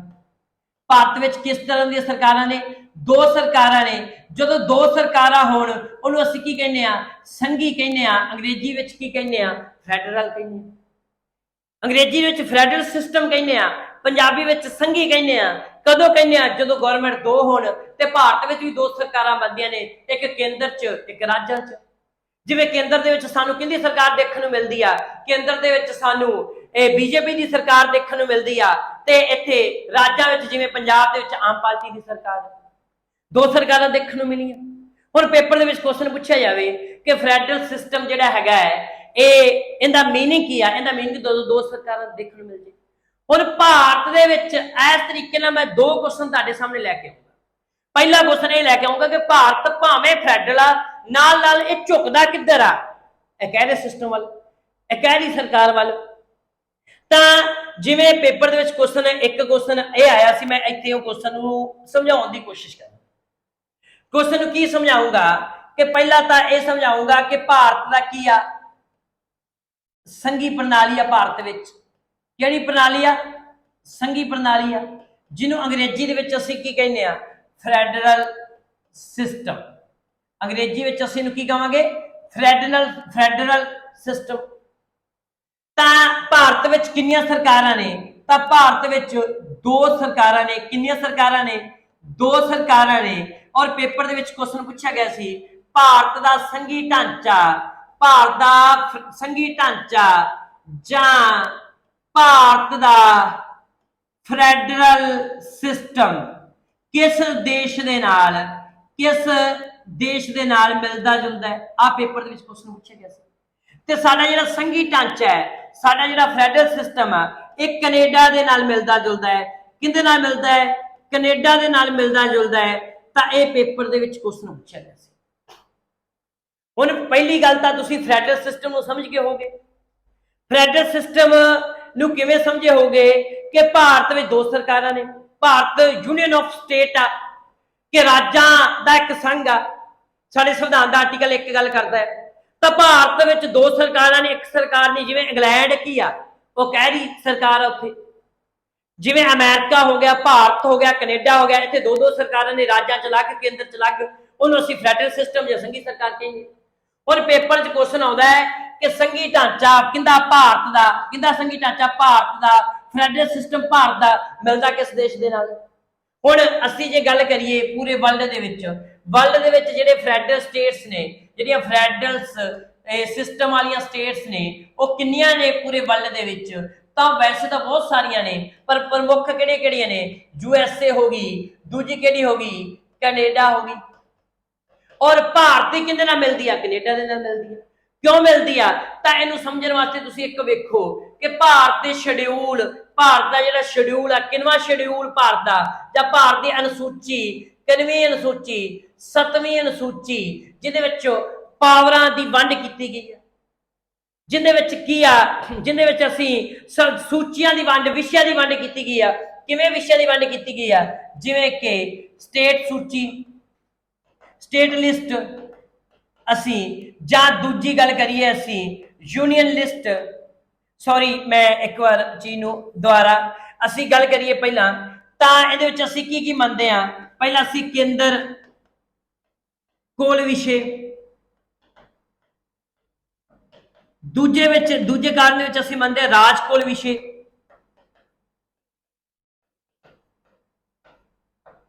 ਤੇ ਤੀਜੇ ਪੁਆਇੰਟ ਦੇ ਵਿੱਚ ਅਸੀਂ ਮੰਨਦੇ ਆ ਸਮਵਰਤੀ ਵਿਸ਼ੇ। ਚੌਥੇ ਵਿੱਚ ਅਸੀਂ ਮੰਨਦੇ ਆ ਵਾਧੂ ਵਿਸ਼ੇ, ਜਿਹਨੂੰ ਅਸੀਂ ਐਕਸਟਰਾ ਪਾਵਰ ਵੀ ਕਹਿ ਦਿੰਦੇ ਅੰਗਰੇਜ਼ੀ ਦੇ ਵਿੱਚ। ਤੇ ਕੰਕਰੀਟ ਲਿਸਟ, ਇਹਨੂੰ ਅਸੀਂ ਅੰਗਰੇਜ਼ੀ ਦੇ ਵਿੱਚ ਕਹਿ ਦਿੰਦੇ ਆ, ਇਹਨੂੰ ਅਸੀਂ ਸਟੇਟ ਲਿਸਟ ਕਹਿ ਦਿੰਦੇ ਆ, ਤੇ ਇਹਨੂੰ ਅਸੀਂ ਸੈਂਟਰਲ ਲਿਸਟ ਆ ਜਿਹੜੀ, ਉਹ ਅਸੀਂ ਕਹਿ ਦਿੰਦੇ। अंग्रेजी विच। हुण भारत विच केंद्र दे कोल किन्ने विषय ने? 100 ने। ते राज्य कोल किन्ने ने? राज्य कोल 61 ने। सामर्थ्य सूची का मीनिंग होंदा वो विषय जिहड़े की आ दोवां ने, केंद्र ते राज ने रल के काम करना होवे, वो किन्ने ने? 52। ते जिहड़े वाधू एक्स्ट्रा विषय ने वो किहदे कोल ने? केंद्र कोल ने। सेम चीज ਅਸੀਂ ਗੱਲ करिए कि ਜਦੋਂ कनेडा ਦੇ ਵਿੱਚ ਜਿਹੜੇ ਹੈਗੇ ਨੇ ਵਾਧੂ ਵਿਸ਼ੇ ਕਿਹਦੇ ਕੋਲ ਨੇ? ਕੇਂਦਰ ਕੋਲ, ਸੈਂਟਰ ਕੋਲ। ਜ਼ਿਆਦਾ ਵਿਸ਼ੇ ਕਿਹਦੇ ਕੋਲ? ਹੁਣ ਵੇਖੋ ਜ਼ਿਆਦਾ ਵਿਸ਼ੇ ਕਿਹਦੇ ਕੋਲ ਨੇ? ਕੇਂਦਰ ਕੋਲ। ਰਾਜ ਕੋਲ ਕਿੰਨੇ ਨੇ? ਘੱਟ ਵਿਸ਼ੇ ਨੇ। ਤਾਂ ਜਦੋਂ ਜ਼ਿਆਦਾ ਵਿਸ਼ੇ ਕਿਹਦੇ ਕੋਲ ਨੇ? ਕੇਂਦਰ ਕੋਲ। ਤਾਂ ਇਸੇ ਕਰਕੇ ਜ਼ਿਆਦਾ ਵਿਸ਼ੇ ਕੇਂਦਰ ਕੋਲ ਕਿੱਥੇ ਨੇ? ਕੈਨੇਡਾ ਦੇ ਵਿੱਚ। ਤਾਂ ਇਸ ਕਰਕੇ ਅਮਰੀਕਾ ਦੀ ਯੂਐਸਏ ਦੀ ਗੱਲ ਕਰੀਏ, ਯੂਐਸਏ ਦੇ ਵਿੱਚ ਜਿਹੜੇ ਵਾਧੂ ਵਿਸ਼ੇ ਨੇ ਇਹ ਕਿਹਦੇ ਕੋਲ ਨੇ? ਯੂਐਸਏ ਦੇ ਵਿੱਚ। ਯੂਐਸਏ ਦੇ ਵਿੱਚ ਰਾਜ ਕੋਲ ਨੇ, ਸਟੇਟਸ ਦੇ ਕੋਲ ਨੇ। ਤੇ ਯੂਐਸਏ ਦੇ ਵਿੱਚ ਜਿਹੜੇ ਜ਼ਿਆਦਾ ਜਿਵੇਂ ਜ਼ਿਆਦਾ ਪਾਵਰ ਕੇਂਦਰ ਕੋਲ ਨੇ, ਉੱਥੇ ਜ਼ਿਆਦਾ ਪਾਵਰ ਯੂਐਸਏ ਦੇ ਵਿੱਚ ਕਿਹਦੇ ਕੋਲ ਨੇ? ਸਟੇਟ ਕੋਲ। ਤਾਂ ਇਸ ਕਰਕੇ ਜਿਹੜਾ ਸਾਡਾ ਸੰਘੀ ਢਾਂਚਾ ਹੈ ਉਹ ਅਮਰੀਕਾ ਨਾਲ ਨਹੀਂ ਮਿਲਦਾ, ਉਹ ਕਿਹਦੇ ਨਾਲ ਮਿਲਦਾ? ਕੈਨੇਡਾ ਦੇ ਨਾਲ ਮਿਲਦਾ ਹੈ। ਔਰ ਇਹ ਵੀ ਪੇਪਰ ਦੇ ਵਿੱਚ ਕੁਐਸਚਨ ਪੁੱਛਿਆ ਗਿਆ ਸੀ। ਮੈਂ ਤੁਹਾਨੂੰ ਨਾਲ ਕਨਸੈਪਟ ਵੀ ਸਮਝਾਤਾ, ਕਿਉਂਕਿ ਅਸੀਂ ਕਨਸੈਪਟ ਤੇ ਜਾਣਾ, ਮੈਂ ਰੱਟੇ ਤੁਹਾਨੂੰ ਨਹੀਂ ਲਵਾਉਣੇ, ਕਿਉਂਕਿ ਤੁਹਾਡਾ ਸੁਪਨਾ ਅਫਸਰ ਬਣਦਾ ਹੈ। ਔਰ 2023 ਦੇ ਵਿੱਚ ਫਿਰ ਬੜੀਆਂ ਪੋਸਟਾਂ ਆ ਜਾ ਰਹੀਆਂ ਨੇ, 600 ਪੋਸਟਾਂ ਐਕਸਾਈਜ਼ ਇੰਸਪੈਕਟਰ ਦੀਆਂ ਫਿਰ ਆ ਰਹੀਆਂ 2023 ਦੇ ਵਿੱਚ। ਔਰ ਆ ਸਾਰੇ ਪੇਪਰ PT+B ਬੋਰਡ ਦੇ ਮੈਂ ਡਿਸਕਸ਼ਨ ਕਰ ਰਿਹਾ, PPSC ਦਾ ਪੇਪਰ ਮੈਂ ਕੁਐਸਚਨ ਇਹ ਚੱਕੇ ਹੀ ਨਹੀਂ।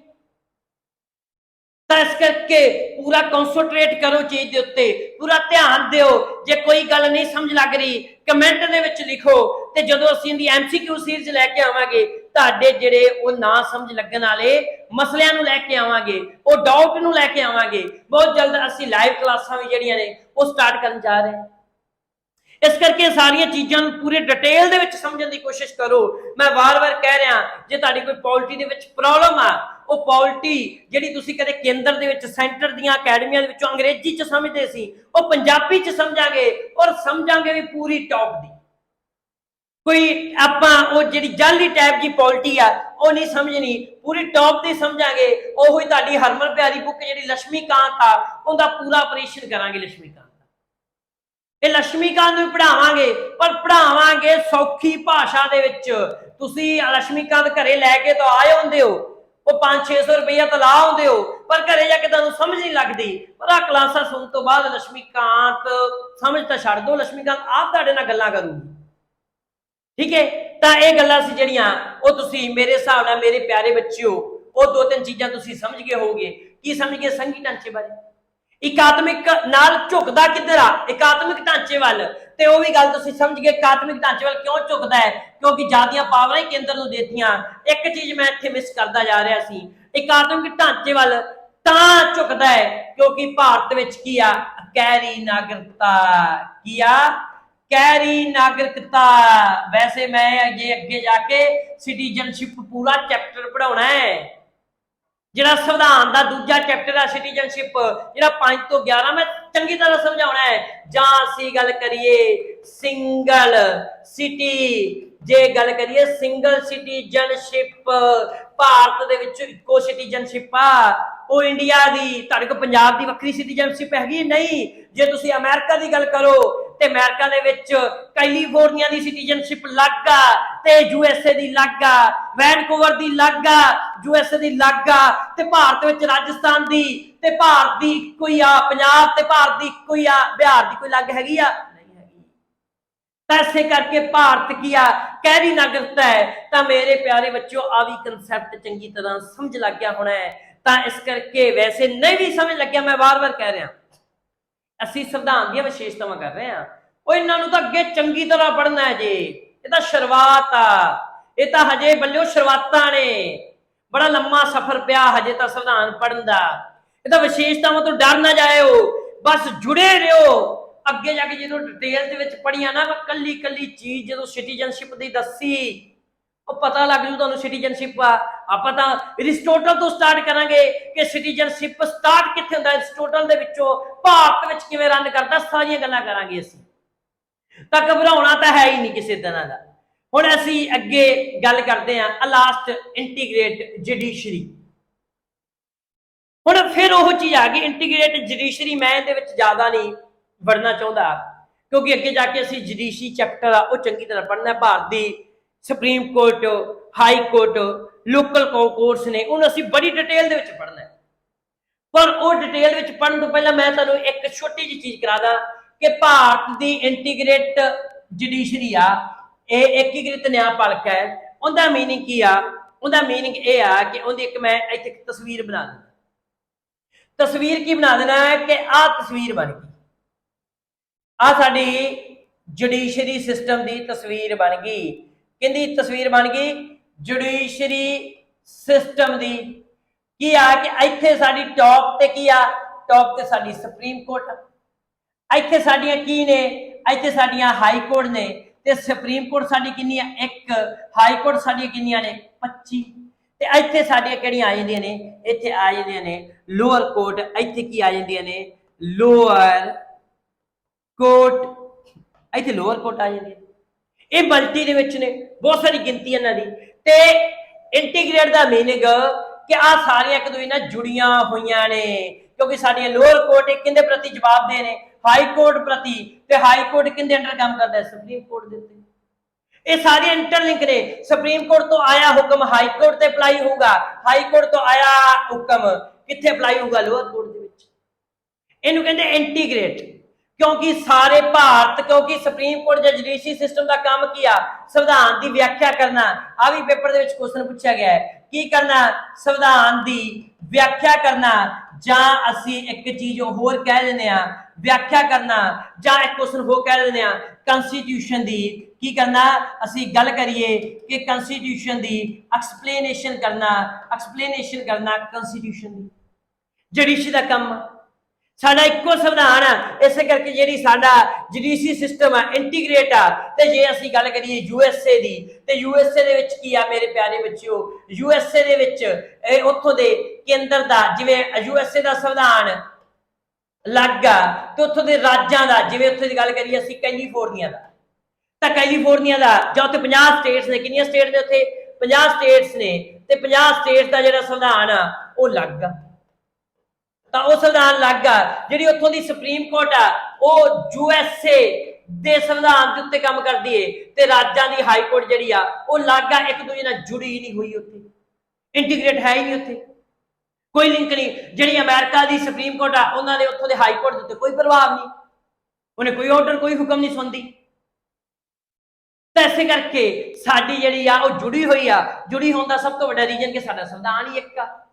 ਤੇ यूएसए ਦੇ ਵਿੱਚ ਸੰਵਿਧਾਨ 52 ਨੇ, ਉਹਨਾਂ ਦੇ ਦੇਸ਼ ਦਾ ਵੱਖਰਾ, ਰਾਜਾਂ ਦਾ ਵੱਖਰਾ। ਤਾਂ ਇਸੇ ਤਰੀਕੇ ਨਾਲ ਅਸੀਂ ਇਹ ਸੰਵਿਧਾਨ ਦੀਆਂ ਵਿਸ਼ੇਸ਼ਤਾਵਾਂ ਨੂੰ ਪੜ੍ਹਿਆ। ਅਗਲਾ ਟੌਪਿਕ ਅਸੀਂ ਲੈ ਕੇ ਆਵਾਂਗੇ ਪ੍ਰੈਂਬਲ।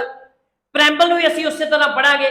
ਕੋਸ਼ਿਸ਼ ਕਰਾਂਗੇ ਅਸੀਂ PTPLSB ਦੇ, ਧਿਆਨ ਨਾਲ ਸੁਣ ਲਓ, ਅਸੀਂ ਕੋਸ਼ਿਸ਼ ਕਰਾਂਗੇ, ਕੀ ਕੋਸ਼ਿਸ਼ ਕਰਾਂਗੇ? ਅਸੀਂ ਕੋਸ਼ਿਸ਼ ਕਰਾਂਗੇ PTPLSB ਦੇ ਪੇਪਰਾਂ ਤੋਂ ਚੱਕਦੇ ਹੋਏ ਪ੍ਰੈਂਬਲ ਦੇ ਵਿੱਚ ਅਸੀਂ यूपीएससी प्री ਦੇ ਵਿੱਚ ਆਏ ਹੋਏ ਕੁਐਸਚਨ, ਕਿੱਥੇ ਆਏ ਹੋਏ ਕੁਐਸਚਨ? यूपीएससी प्री ਦੇ ਵਿੱਚ ਆਏ ਹੋਏ ਕੁਐਸਚਨ ਨੂੰ ਵੀ ਇਨਕਲੂਡ ਕਰਾਂਗੇ। ਤਾਂ ਇਸ ਕਰਕੇ ਅਸੀਂ ਤੁਸੀਂ ਤਿਆਰ ਰਹਿਣਾ। ਔਰ ਮੈਂ ਵਾਰ-ਵਾਰ ਕਹਿ ਰਿਹਾ, ਹੁਣ ਇਹਨਾਂ ਨੇ ਪੰਜਾਬ ਦੇ ਪੇਪਰਾਂ ਦਾ ਲੈਵਲ ਚੱਕਣਾ ਸਟਾਰਟ ਕਰਤਾ। ਨਹੀਂ ਯਕੀਨ ਤਾਂ ਜਾ ਕੇ ਤੁਸੀਂ ਮਾਸਟਰ ਕੇਡਰ ਵੇਖੋ। ਕਿਹੜਾ ਪੇਪਰ ਵੇਖੋ? ਮਾਸਟਰ ਕੇਡਰ ਦਾ ਪੇਪਰ ਵੇਖੋ, ਜਿਹਦੇ ਵਿੱਚ ਲੈਵਲ ਬਹੁਤ ਹਾਈ ਚੱਕਿਆ ਗਿਆ ਸੀ। ਨਹੀਂ ਯਕੀਨ ਤਾਂ ਤੁਸੀਂ ਜਾ ਕੇ ਨੈਬ ਤਹਿਸੀਲਦਾਰ ਦਾ ਪੇਪਰ ਵੇਖੋ। ਕਿਹੜਾ ਪੇਪਰ ਵੇਖੋ? ਨੈਬ ਤਹਿਸੀਲਦਾਰ ਦਾ ਪੇਪਰ ਵੇਖੋ, ਜਿਹਦੇ ਵਿੱਚ ਲੈਵਲ ਬਹੁਤ ਚੱਕਦਾ ਸੀ। ਨਹੀਂ ਯਕੀਨ ਤਾਂ ਤੁਸੀਂ 2021 ਵਾਲਾ PCS ਪ੍ਰੀ ਪੇਪਰ ਵੇਖੋ। ਤਾਂ ਵੇਖੋ ਇਹ ਸਾਰੇ ਜਿਹੜੇ ਰੀਸੈਂਟਲੀ ਪੇਪਰ ਨੇ ਜਿਨ੍ਹਾਂ ਦੇ ਵਿੱਚ ਲੈਵਲ ਬਹੁਤ ਹਾਈ ਰੱਖਿਆ ਗਿਆ। ਤਾਂ ਅਸੀਂ ਮਿਹਨਤ ਕਰ ਸਕਦੇ ਕਿ ਆਉਣ ਵਾਲਾ ਲੈਵਲ ਆ ਜਿਹੜਾ ਪੇਪਰਾਂ ਦਾ ਬੜਾ ਹਾਈ ਰਹੂਗਾ। ਪਰ ਅਸੀਂ ਚੱਲਾਂਗੇ ਕਿੱਥੋਂ? ਅਸੀਂ ਬੋਟਮ ਤੋਂ ਚੱਲਾਂਗੇ, ਬੋਟਮ ਤੋਂ ਲੈ ਕੇ ਅਪ ਤੱਕ ਪਹੁੰਚਾਂਗੇ। ਤੁਹਾਡਾ ਇੱਕ ਗੱਲ ਕਰੀਏ ਅਸੀਂ ਫੋਰੈਸਟ ਗਾਰਡ ਦੇ ਪੇਪਰ ਨੂੰ ਵੀ ਅਸੀਂ ਫੋਲੋ ਕਰਾਂਗੇ, FCI ਦੇ ਪੇਪਰ ਨੂੰ ਵੀ ਅਸੀਂ ਫੋਲੋ ਕਰਾਂਗੇ, ਅਸੀਂ ਪੰਜਾਬ ਪੁਲਿਸ ਕਾਂਸਟੇਬਲ ਦੇ ਪੇਪਰ ਨੂੰ ਫੋਲੋ ਕਰਾਂਗੇ। ਪਰ ਇੱਥੋਂ ਚੱਕਦੇ ਹੋਏ ਤੁਹਾਨੂੰ ਅਸੀਂ DSP ਦੇ ਪੇਪਰ ਤੱਕ, PCS ਦੇ ਪੇਪਰ ਤੱਕ ਲੈ ਕੇ ਚੱਲਾਂਗੇ। ਤਾਂ ਤੁਸੀਂ ਕਿਸੇ ਤਰ੍ਹਾਂ ਦੀ ਟੈਨਸ਼ਨ ਨਹੀਂ ਲੈਣੀ, ਸਾਡੇ ਨਾਲ ਜੁੜੇ ਰਹਿਣਾ ਹੈ ਤੇ ਪੋਲਿਟੀ ਦਾ ਜਿਹੜਾ ਡਰ ਆ ਉਹ ਖਤਮ ਕਰ ਦਾਂਗੇ। ਔਰ 1 ਮਹੀਨੇ ਤੱਕ ਤੁਸੀਂ ਸੰਵਿਧਾਨ ਦੇ ਜਾਣਕਾਰ ਬਣ ਜਾਓਗੇ, ਸੰਵਿਧਾਨ ਦੀ ਚੰਗੀ ਨੌਲੇਜ ਰੱਖਣ ਲੱਗ ਪਓਗੇ। ਜਦੋਂ ਤੁਸੀਂ ਸ਼ਹਿਰ ਦੇ ਵਿੱਚ ਤੁਰੋਗੇ ਤਾਂ ਸੰਵਿਧਾਨ ਦੀ ਨੌਲੇਜ ਲੈ ਕੇ ਤੁਰੋਗੇ। ਤਾਂ ਇਸੇ ਲਈ ਅਸੀਂ ਐਸੇ ਗੱਲ ਕਰਦੇ ਹਾਂ ਕਿ ਸੀਰੀਜ਼ ਨਾਲ ਤੁਸੀਂ ਜੁੜੇ ਰਹੋ। ਤਾਂ ਚੈਨਲ ਨੂੰ ਵੱਧ ਤੋਂ ਵੱਧ ਸਬਸਕ੍ਰਾਈਬ ਕਰੋ, ਸ਼ੇਅਰ ਕਰੋ ਤੇ ਲਾਈਕ ਕਰੋ।